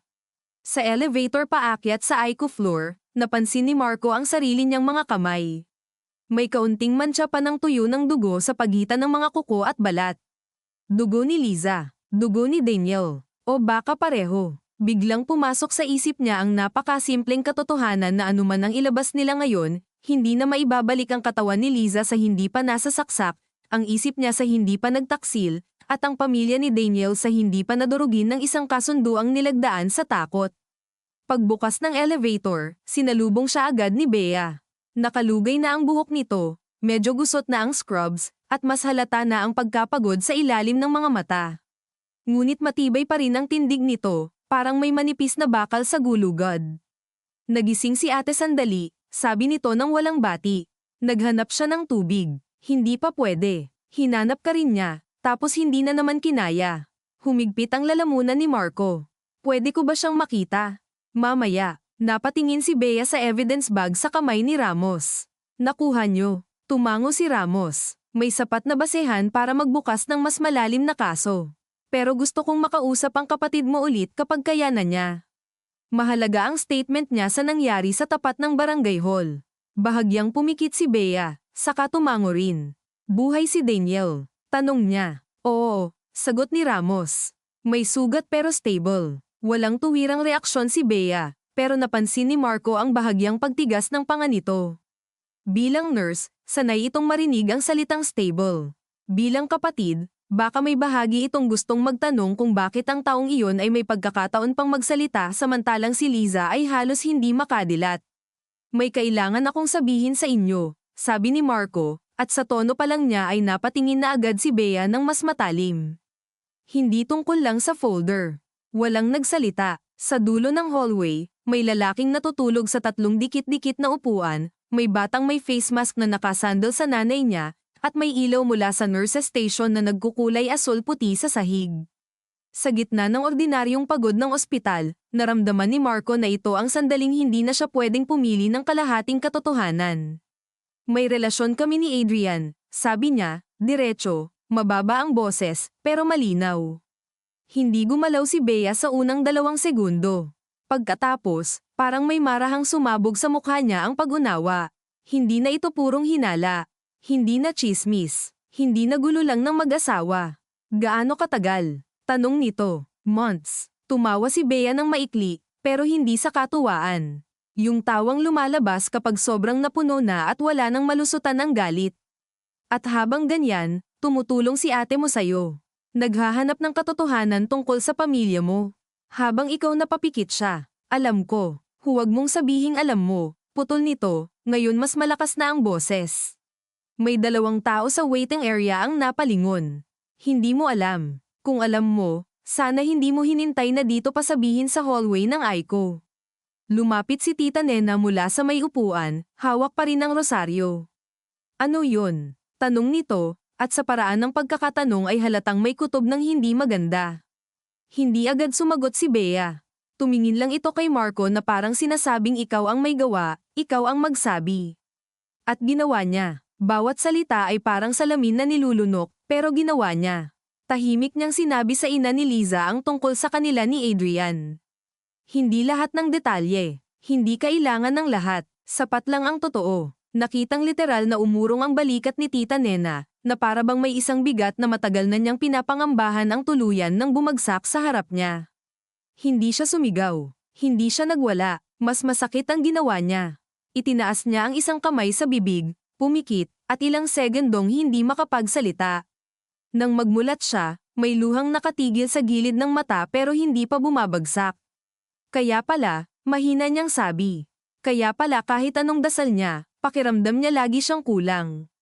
Walang maisagot si Marco. Dahil sa linyang iyon, biglang nagsulputan sa isip niya ang maliliit na sandaling Daisy tinatabunan lang niya ng pagod at depensa. Si Liza na nagtatanong kung okay lang ba siya kahit siya ang dapat nagtatanong. Si Liza na nag-aayos ng agenda niya sa bahay dahil nakakalimot siya. Si Liza na bumibili ng favorite niyang pagkain kahit sila ang may away. Si Liza na dahan-daang lumiit ang boses sa loob ng sarili nilang bahay dahil may pakiramdam na siyang hindi masabi kung anong eksaktong kulang, pero alam niyang may nawawala. Minsan, ang pagtataksil ay hindi lang sa mismong kilos. Nasa paraan din iyon ng pagpaparamdam sa isang tao na unti-unti siyang nawawala ng lupa habang ikaw alam mong ikaw mismo ang naguhukay sa ilalim niya. May isa pa, sabi ni Ramos, pinutol ang mabigat na katahimikan. May dahilan para paniwalaan naming may kinalaman ang namayapang ama ni Marco sa pag-frame sa nanay ni Daniel. At posibleng ginagamit ang pirma ni Marco noon sa mga dokumento.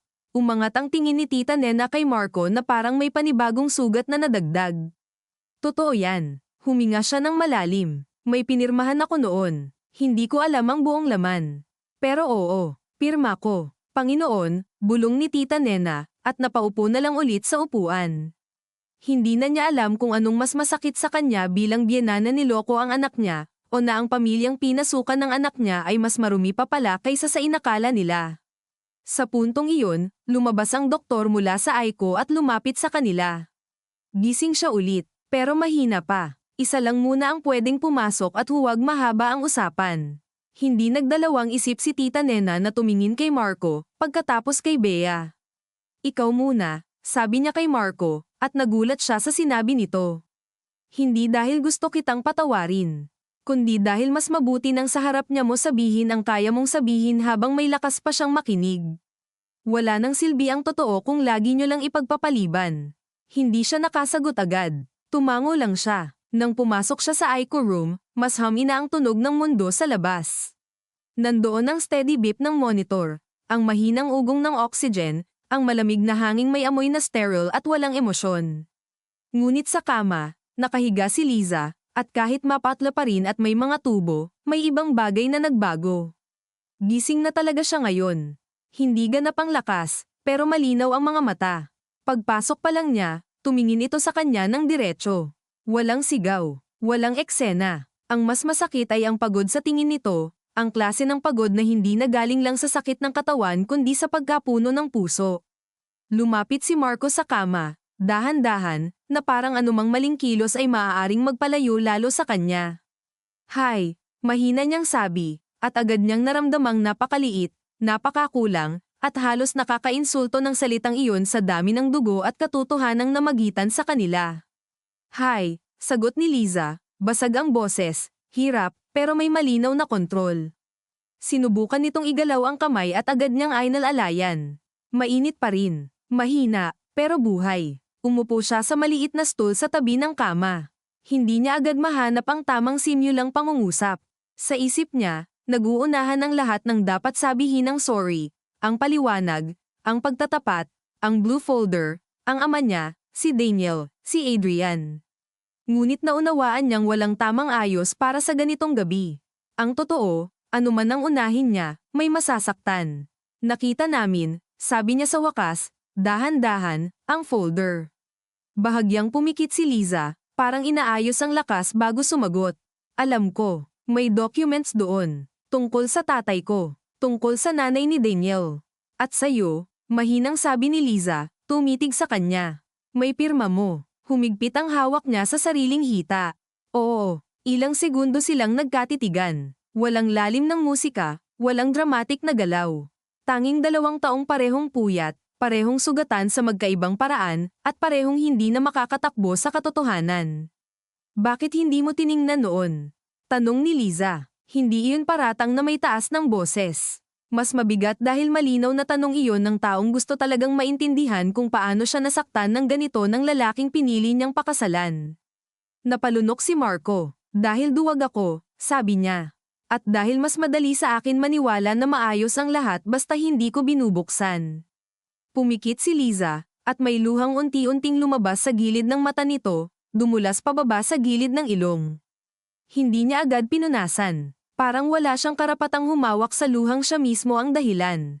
At si Adrian, tanong nito pagkaraan. Hindi siya makaiwas. Totoo, mahal mo. Napatingin siya sa sahig. Sa isang iglap, lahat ng komplikasyon ng sarili niyang pagkalito ay tila napakaliit kumpara sa bigat ng simpleng tanong na iyon.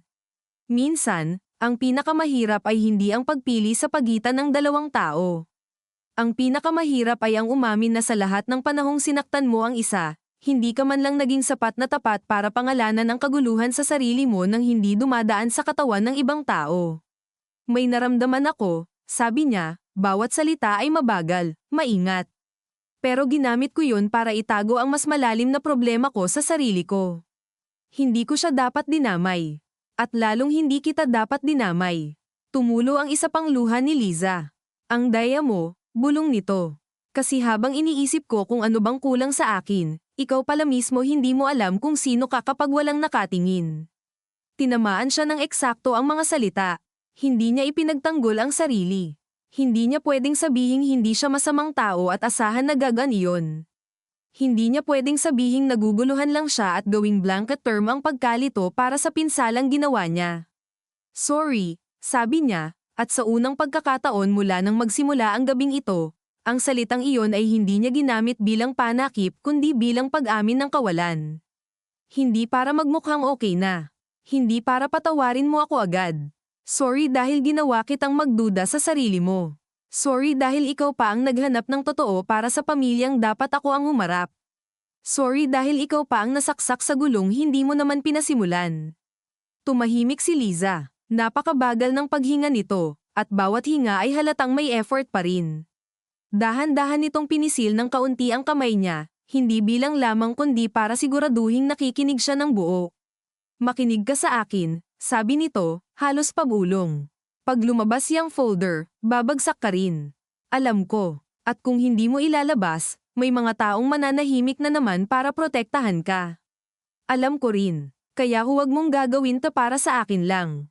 Tumingin siya rito ng diretso. Anong ibig mong sabihin? Huwag mong aaminin dahil gusto mong iligtas ang konsensya mo. Huwag mong ilalabas dahil gusto mong magmukhang mabuting tao sa dulo. Gawin mo dahil may mga taong nilamon ng katahimikan nyo. Kasama ako roon. Kasama si Daniel. Kasama yung nanay niya. At kasama ka rin, kahit ayaw mong aminin. Napatitig lang si Marco sa asawa niya. Sa katawan nitong mahina at tinusok ng mga linya at gamot, naroon pa rin ang lakas na wala siya sa mga panahong dapat siyang may gulugod. At doon niya naramdaman ang isang uri ng sakit na hindi lang hiya o takot. Mas kahawig ito ng pagluluksa. Hindi pa sa relasyong tuluyan ng tapos, kundi sa bersyon ng sarili niyang akala niya pwede pa niyang isalba ng hindi kinakalis ang buo nitong pundasyon. May kapatid ka bang alam? Tanong niya, naalala ang lalaking naka-helmet at ang posibilidad ng iba pang taong gusto ang folder. Umiling si Liza ng bahagya. May tumatawag sa akin noon. Lalaking mababa ang boses. Sinasabi lang, tantanan mo yan kung ayaw mong may mawala sa'yo. Akala ko si Daniel. Pero nung huling nakita ko siya napahinto ito, napangiwi sa sakit. Lumapit si Marco agad. Dahan-dahan. Pumikit si Liza, huminga ng mas mabagal. Nung huling nakita ko siya, ulit nito, galit siya, oo. Pero hindi siya yung boses sa telepono. Tumayo ang balahibo ni Marco. Wala nang bagong gulo ang kailangang ipasok. Sapat nang malaman na may ibang taong kasali sa pagtatakip. Hindi na mahalaga kung ilan. Ang mahalaga, may dahilan para bilisan ang desisyon. Ramos needs your statement, sabi niya. Pero hindi ngayong minuto. Pagkaya mo na. Hindi ako mamamatay, Sagot ni Liza, at kahit mahina ang boses ay may bahid ng dating tigas. Napaluha siya sa linyang iyon, hindi nang tuluyan, pero sapat para mag-init ang mga mata.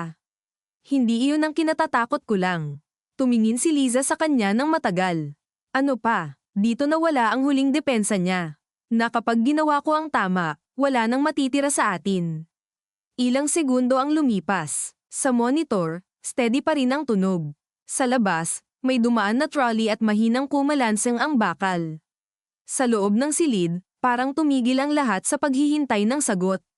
Marco, mahinang sabi ni Liza, at sa pagbanggit nito ng pangalan niya ay wala ng init ng asawa, wala na ring formalidad ng estranghero. Ang natira ay katapatan lang. Matagal nang may nawala sa atin. Ang tanong lang ngayon, may iwan bang totoo pagkatapos? Hindi siya nakasagot, dahil alam niyang tama ito. At dahil sa unang pagkakataon, ang tanong ay hindi na kung paano sila babalik. Kundi kung may kaya pa bang itayong bago mula sa mga pirasong hindi na maibabalik sa dating anyo.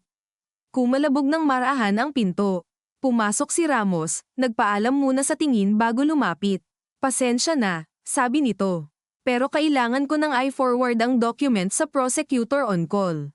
At Marco, kung magbibigay ka ng supplemental statement, ngayon na ang pinakamalinaw na oras para gawin mo. Once this moves, wala nang kontrolado ang framing. Tumingin si Marco kay Liza. Mapatla ito, pagod, sugatan, ngunit gising. At sa mga mata nito, wala siyang nakitang utos. Wala ring habag. Ang nakita niya ay espasyo. Maliit, manipis, halos kasinliit ng sinulid. Espasyong nagsasabing ito na ang huli mong pagkakataon na pumili ng hindi ka nagtatago. Huminga siya ng mahaba, saka tumayo. Nanlambot ang tuhod niya, pero hindi siya umurong. Okay, sabi niya kay Ramos. Gagawin ko, lahat. Sa pagbigkas niya ng salitang iyon, walang biglang guminhawa. Walang musika sa isip niya. Walang pakiramdam ng paglaya. Ang naramdaman niya ay purong takot, at sa ilalim niyon, isang mabigat na lungkot na alam niyang kahit tama ang gagawin niya, may mga bagay ng tuluyan talagang mapuputol. Ang naramdaman niya ay purong takot, at sa ilalim niyon, isang mabigat na lungkot na alam niyang kahit tama ang gagawin niya, may mga bagay ng tuluyan talagang mapuputol. Hindi na siya bumalik sa upuan sa tabi ng kama. Ilang sandali lang siyang nakatayo roon, nakatingin kay Liza, habang si Ramos ay tahimik na naghihintay sa may pinto at ang malamig na hangin ng Aiko ay dumadampi sa batok niya na parang paalala na wala ng oras para sa emosyon na hindi isinasalin sa desisyon. Dahan-daang binitiwan ni Liza ang kamay niya. Hindi marahas, hindi rin malambing. Isang simpleng pag-alis lang ng kapit, pero sa maliit na galaw na iyon ay may malinaw na hangganan hindi na siya pwedeng manatili sa silid na ito bilang lalaking naghahanap ng ginhawa mula sa asawa niyang siya mismo ang bumasag. Kailangan niyang lumabas bilang taong handang tumanggap ng bigat ng ginawa at hindi ginawa. Tumango siya kay Liza, isang maliit, halos walang saysay na tango, pero iyon na lang ang kaya niyang ibigay nang hindi nadudurog sa harap nito. Paglabas niya ng Aiko room, tila mas maliwanag ang koridor kaysa kanina, at dahil doon ay mas halatang halata ang pagod sa mga taong naghihintay. Nakita niya agad si Tita Nena, nakaupo pa rin, pero ngayon ay tahimik na umiiyak habang hawak ang rosaryo.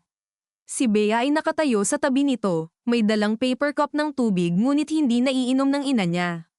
Nang makita si Marco, hindi na ito nagtanong. Tumingin lang ito sa mukha niya, at marahil doon na nito nabasa na may desisyon ng nabuo. Kausapin ko si investigator, sabi niya. Tapos kailangan kong magbigay ng buong statement. Walang nagsalita, ngunit sa paraan ng pagyuko ni Tita Nena at sa pagpisil ni Bea sa tulay ng ilong niya, alam niyang narinig nila hindi lang ang sinabi niya kundi ang kapalit nito. Sumunod siya kay Ramos sa maliit na administrative room sa dulo ng floor, isang kwartong may luma ng mesa, 2 monoblock chair, filing cabinet, at isang wall clock na sobrang lakas ng tik-tak para sa ganoon kaliit na espasyo. May amoy ng instant coffee at bond paper. Sa labas ng tinted glass panel sa pinto, dumadaan ang mga nurse at utility staff na walang alam sa bigat ng confession na magaganap sa loob. Naupo si Marco. Sa unang pagkakataon mula nang magsimula ang gabing ito, hindi niya inisip kung ano ang pinakamatalinong sabihin. Inisip niya lang kung paano maging eksakto.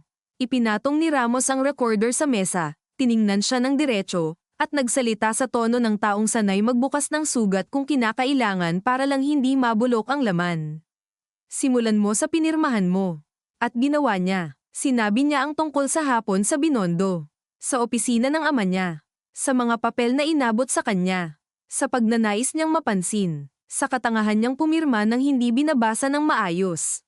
Pagkatapos, sinabi niya kung paano, ilang taon ang lumipas, may mga pagkakataong nakahawak siya sa lumang records at napansin ng hindi tagmang dates, ang mga transfer na tila paulit-ulit dumaan sa parehong shell entities, pero pinili niyang huwag mag-usisa.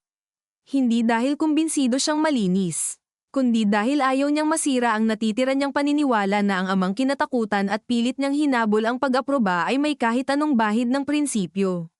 Habang nagsasalita siya, paminsan-minsan ay humihinto siya, hindi para mag-isip ng depensa kundi para lunukin ang hiya. Ang hiya na hindi na pambata. Hindi na hiya dahil nahuli. Kundi hiya dahil malinaw na sa kanya ngayon na maraming taon niyang hinayaang may ibang taong mabuhay sa bigat ng kasalanang ipinasa ng pamilya niya, samantalang siya ay nagpunta sa meetings, nagmaneho sa maayos na kotse, umuwi sa subdivision, at nagkunwaring ang pinakakomplikadong problema ng buhay niya ay ang sariling pagkalito sa pag-ibig at identidad. Tinanong siya ni Ramos tungkol kay Adrian. Hindi niya iniiwasan. Sinabi niya ang totoo. Paano ito nagsimula? Paano niya pinanghawakan ang relasyon na iyon hindi dahil may matatag siyang lakas ng loob na harapin ang sarili, kundi dahil duwag siya sa pagkilala kung gaano kalaki ang puwang sa loob niya. Hindi siya nagdetalye ng hindi kailangan. Hindi niya rin pinabango ang sarili. Nandoon ang mga tanong ni Ramos, maingat, tuwid, legal ang timpla. Nandoon din ang mahahabang katahimikan sa pagitan ng sagot, at sa bawat katahimikan ay naririnig niya ang wall clock na tila bumibilang hindi ng minuto kundi ng mga natitirang bahagi ng dati niyang buhay. Nang matapos siya, masakit na ang panga niya sa pag-ipit ng emosyon. Tahimik na pinatay ni Ramos ang recorder. I-refer ko agad, sabi nito. Posibleng tawagin ka ulit ng fiscal ngayong umaga. At Marco, sa puntong ito, hindi ko na masasabing witness ka lang. Tumango siya. Alam ko, maaari kang ma-charge depende sa assessment. Hindi man principal. Posibleng accessory, negligent participation, suppression, depende sa makita. Alam ko rin. Tiningnan siya ni Ramos ng ilang sandali, parang sinusukat kung talagang nauunawaan niya ang sinasabi. May pwede ka pang gawin ngayon, bago lumaki ang araw. Tawagan ang abogado mo. I-secure ang assets. Ihanda ang spin. Napangiti si Marco ng pagod at mapakla. Iyon ang inaasahan mong gagawin ko. Iyon ang kadalasang ginagawa ng katulad mo. Tahimik siyang tumingin sa gasgas sa mesa, saka umiling. Pagod na ako sa katulad ko. Hindi na ito kinontra ni Ramos. Sa halip, tumayo ito at kinuha ang evidence bag. May team nang pupunta sa prosecutor's office. Magpahinga ka hanggat kaya mo. Pero huwag kang aalis. Pagkalabas sa maliit na room, iba na ang pakiramdam ng hallway. Hindi dahil may nagbago sa ilaw o sa tunog, kundi dahil may nilapag na siya sa wakas, at sa paglapag na iyon ay mas lumino kung gaano siya kabigat dalhin. Lumapit si Bea sa kanya bago pa siya makarating sa upuan.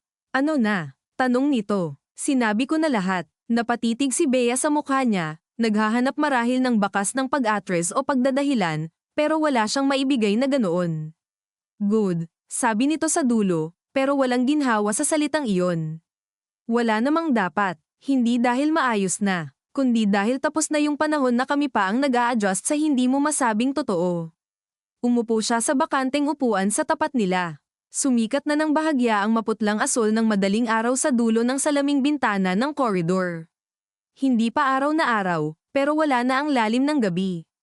Ang ganitong oras ang madalas niyang naaalala noon kapag may flight, board meeting, o biglang biyahe oras ng transisyon, oras ng mga taong papasok pa lang sa trabaho at mga taong hindi pa umuuwi mula sa duty. Ngayon, parang iba ang dating. Parang ang lungsod sa labas ay humihinga ng papasok sa panibagong araw samantalang ang buhay niya ay humihinga papasok sa panibagong bersyon ng pagkawasak. May ilang minuto silang walang imikan. Sa wakas, si Tita Nena ang nagsalita, mabagal, mahina, para bang inuuna muna nitong tiyaking hindi mababasag ang sarili sa bawat salita. Noong pinakasalan ka ni Liza, alam kong hindi ka perpekto. Wala namang ganoon. Pero naniwala akong kahit papaano, magiging ligtas siya sa'yo. Hindi mayaman na ligtas. Hindi comfortable na ligtas. Kundi iyong pakiramdam na may kakampi siya sa iisang bahay. Huwag mo nang asahan na makakabalik pa yun. Hindi sumagot si Marco. Dahil hindi iyon banta. Hindi iyon emosyonal na pag-atake. Isa lang iyong malinaw na hatol sa isang bagay na nawala na at malamang ay hindi na maibabalik. Tumango siya. Hindi ko na inaasahan. Sa may nurses station, may tumawag sa pangalan ni Bea. Lumapit ito, kinausap sandali ang duty nurse, saka bumalik. Kailangan ilipat si ate sa private room mamaya kung stable pa rin ang vitals niya. Pero matagal pa. Tumango si Tita Nena, saka tumingin kay Marco. Pag umaga na at may tanong ang pulis, nandoon ka.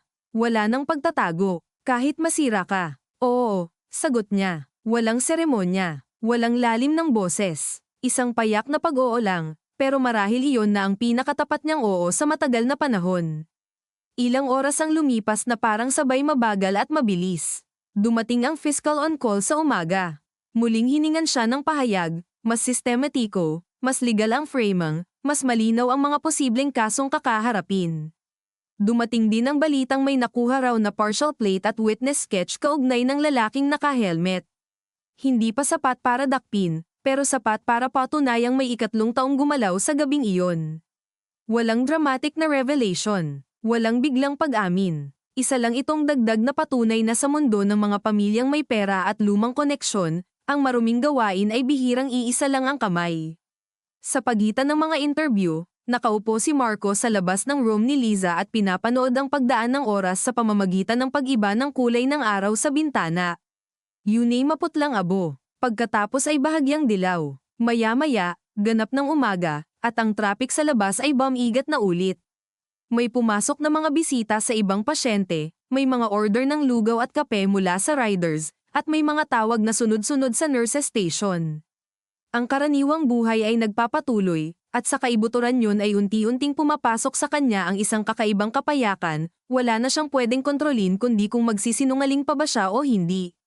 Bago magtanghali, pinayagan siyang makita si Liza sa bagong room. Mas maliwanag doon kaysa Aiko, may bintanang kita ang isang piraso ng lungsod, may sofa bed sa gilid, at may amoy pa rin ng antiseptic pero may halo ng pagkain mula sa tray ng tanghalian sa katabing silid. Nakahiga si Liza, nakataas ng bahagya ang sandalan ng kama. Wala na ang ilang tubang, pero halata pa rin ang panghihina. May kulay na ng kaunti ang mukha niya. Ngunit ang mga mata niya ay parang mas malinaw ngayon kaysa buong gabi. Tahimik siyang lumapit. Pwede ba? Tanong niya, tumuturo sa upuan. Umupo ka, sagot nito. Naupo siya, maingat, ang dalawang kamay ay magkaipit sa pagitan ng mga tuhod para hindi makita ang bahagyang panginginig. Ilang segundo silang walang sinabi. Sa labas ng pinto, maririnig ang bahagyang yabag ng mga tao sa hallway. Sa loob, mahinang ugong ng aircon at paminsan-minsang beep ng monitor ang kasama nila. Nagbigay ka na ng statement? Tanong ni Liza. Oo, lahat. Lahat ng kaya kong ay latag ng diretso. Tungkol sa pirma, sa records, sa pagtatago, sa atin. Kay Adrian. Napatingin si Liza sa bintana. Mahaba ang katahimikan bago ito sumagot. Mabuti. Hindi ginhawa ang narinig niya sa salitang iyon. Mas kahawig iyon ng pagod na pagkilala na natuloy rin ang bagay na matagal nang dapat ginawa. May charge ba? Tanong nito. Posible, sagot niya. Hindi pa final pero malaki ang chance. Tumango si Liza. Hindi ito nagulat. Hindi rin nagpakita ng awa. At tama lang. Takot ka? Tanong nito makalipas ang ilang saglit. Napabuntong hininga siya. Oo, sa kulungan. Kasama yun. Sa kahihiyan. Hindi siya agad sumagot. Tumingin siya sa mga kamay niya, sa manipis na mga linyang parang ngayon lang niya napansing tumanda na rin pala sila. Mas marami pa roon, sabi niya. Takot ako na baka noong buong buhay ko, puro ako pagtatago sa hiya pero wala naman akong tunay na dangal na pinoprotektahan. Takot ako na baka ang tingin ko sa sarili kong maayos ay gawa lang sa kung ano-anong hindi ko tinitingnan. Tinitigan siya ni Liza, at sa unang pagkakataon mula nang mag-usap silang mag-asawa matapos ang pananaksak, may lamambat ng kaunti sa mukha nito. Hindi pagmamahal, hindi pagbabalik, baka simpleng pagkilala lang na sa wakas, nakarating na rin siya sa antas ng katapatan na hindi umiikot sa pagligtas sa sarili. Minsan, sabi ni Liza, mabagal, hindi mo naman kailangang malaman agad kung sino ka talaga. Pero may obligasyon kang hindi gawing collateral damage ang ibang tao habang hinahanap mo. Pumikit siya ng mariin, dahil iyon ang buod ng lahat. Hindi lang ng pagtataksil nila, kundi ng buong pattern ng buhay niya. Ang hindi niya pagharap sa sarili ay may presyo, at ibang tao ang unang sinisingil. I'm sorry, sabi niya ulit, pero ngayong beses hindi na ito hiningi para magpatawad. Isa lang iyong totoo, payak, at kulang na salita na kailangan pa ring sabihin kahit hindi sapat. Alam ko, sagot ni Liza. Pero hindi dahil alam kong nagsisisi ka, ibig sabihin kaya ko nang bumalik. Masakit, pero hindi na siya gumuho sa linyang iyon. Siguro dahil alam na niya iyon bago pa marinig. Siguro dahil may kakaibang kapayapaan sa eksaktong sugat kaysa sa malabong pag-asa. Hindi ko hihilingin, sabi niya. Hindi ngayon, baka hindi na kailanman. Huminga si Liza ng malalim, saka pumikit sandali. Nang magmulat ito, tila may kinukuha itong natitirang lakas para sa isa pang mahirap na usapan. Nakausap ko si Bea kanina. Gusto ni Mama na umuwi muna ako sa kanila pag-discharge. Tumango si Marco. Tama yun. At may ipapagawa ako sa abogado ko. Naramdaman niya agad ang susunod kahit hindi pa ito sinasabi. Ngunit pinili niyang huwag pangunahan. Magfa-file ako, diretsong sabi ni Liza. Walang panginginig, walang galit sa tono. Mas mabigat dahil malinaw. Hindi ko kayang magpanggap na pahinga lang ang kailangan natin. Hindi ito pahinga. Tumango ulit siya. Masakit ang lalamunan niya, pero hindi na niya ipinagsiksikan ang luha. Okay. Tumingin si Liza sa kanya, at sa tinging iyon ay may lungkot din, hindi lang yelo. May parte sa akin na nalulungkot para sa kung anong pwede sana. Ako rin, sagot niya. Pero hindi sapat ang pwede sana. Sa dulo ng mga salitang iyon, may kakaiba silang kapayakan. Wala nang depensa, wala nang palusot. 2 taong parehong nagluluksa hindi sa isang malinis na pag-ibig na ninakaw ng tadhana, kundi sa isang relasyong dahan-daang pinatay ng katahimikan, takot, at mga bagay na mas piniling itago kaysa kilalanin. May kumatok ng marahan si Bea at sumilip sa pinto. May tatawag sa'yo sa labas, sabi nito kay Marco. From the prosecutor's office. Tumayo siya. Saglit siyang nag-alinlangan, saka tumingin kay Liza. Babalik ako kung hindi mo kailangang magpaalam na parang normal pa, putol ni Liza, pero hindi iyon matalim. Pagod lang. Gawin mo na lang yung dapat mong gawin. Tumango siya. Bago siya tuluyang lumabas, nakita niyang humarap si Liza sa bintana, sa liwanag ng tanghali, at sa imahe nitong iyon ay wala na ang dating sigurado niyang papel bilang asawa. Naroon ang isang babaeng sugatan pero gising, pagod pero matatag, at marahil iyon ang isa sa pinakamabigat na bagay na kailangan niyang tanggapin, na ang pinakamahalagang bagay na naisalba ngayong gabi ay hindi ang kasal nila, kundi ang kakayahan nitong mabuhay nang hindi na nagtitiis sa kasinungalingan niya. Sa hallway, inabot sa kanya ni Ramos ang telepono.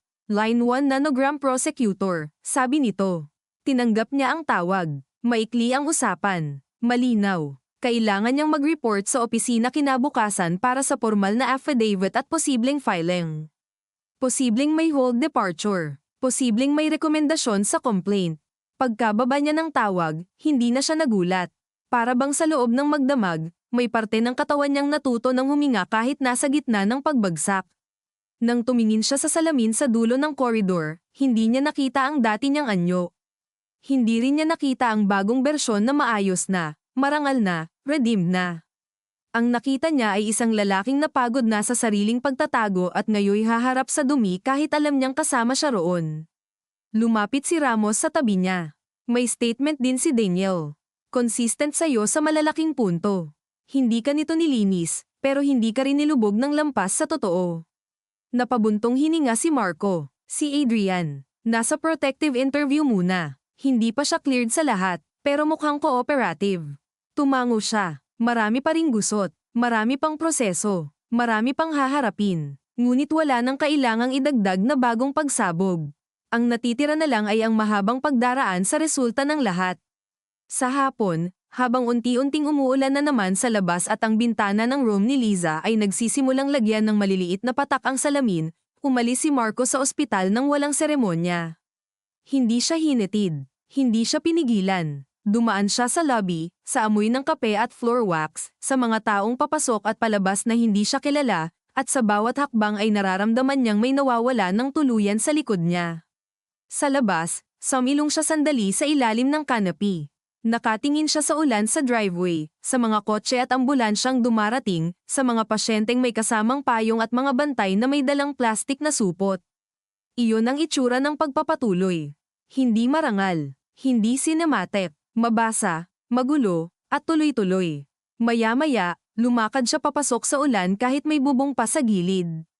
Ilang hakbang pa lang, nabasa na ang balikat niya, pagkatapos ang buhok, pagkatapos ang mukha.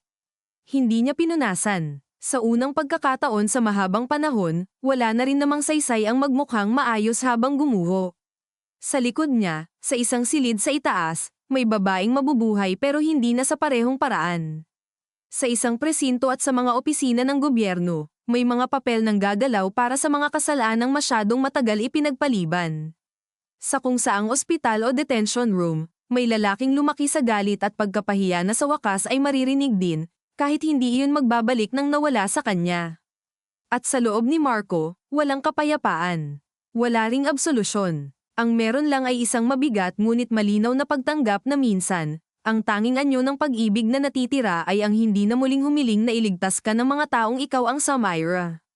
Sa ilalim ng ulan, itinaas niya sandali ang mukha sa maputing langit ng hapon, pumikit, at hinayaan ang tubig na humalo sa init ng balat niya, sa pagod, sa hiya, at sa lahat ng bagay na hindi na maibabalik, habang sa wakas ay nagsisimula pa lang ang tunay na kabayaran.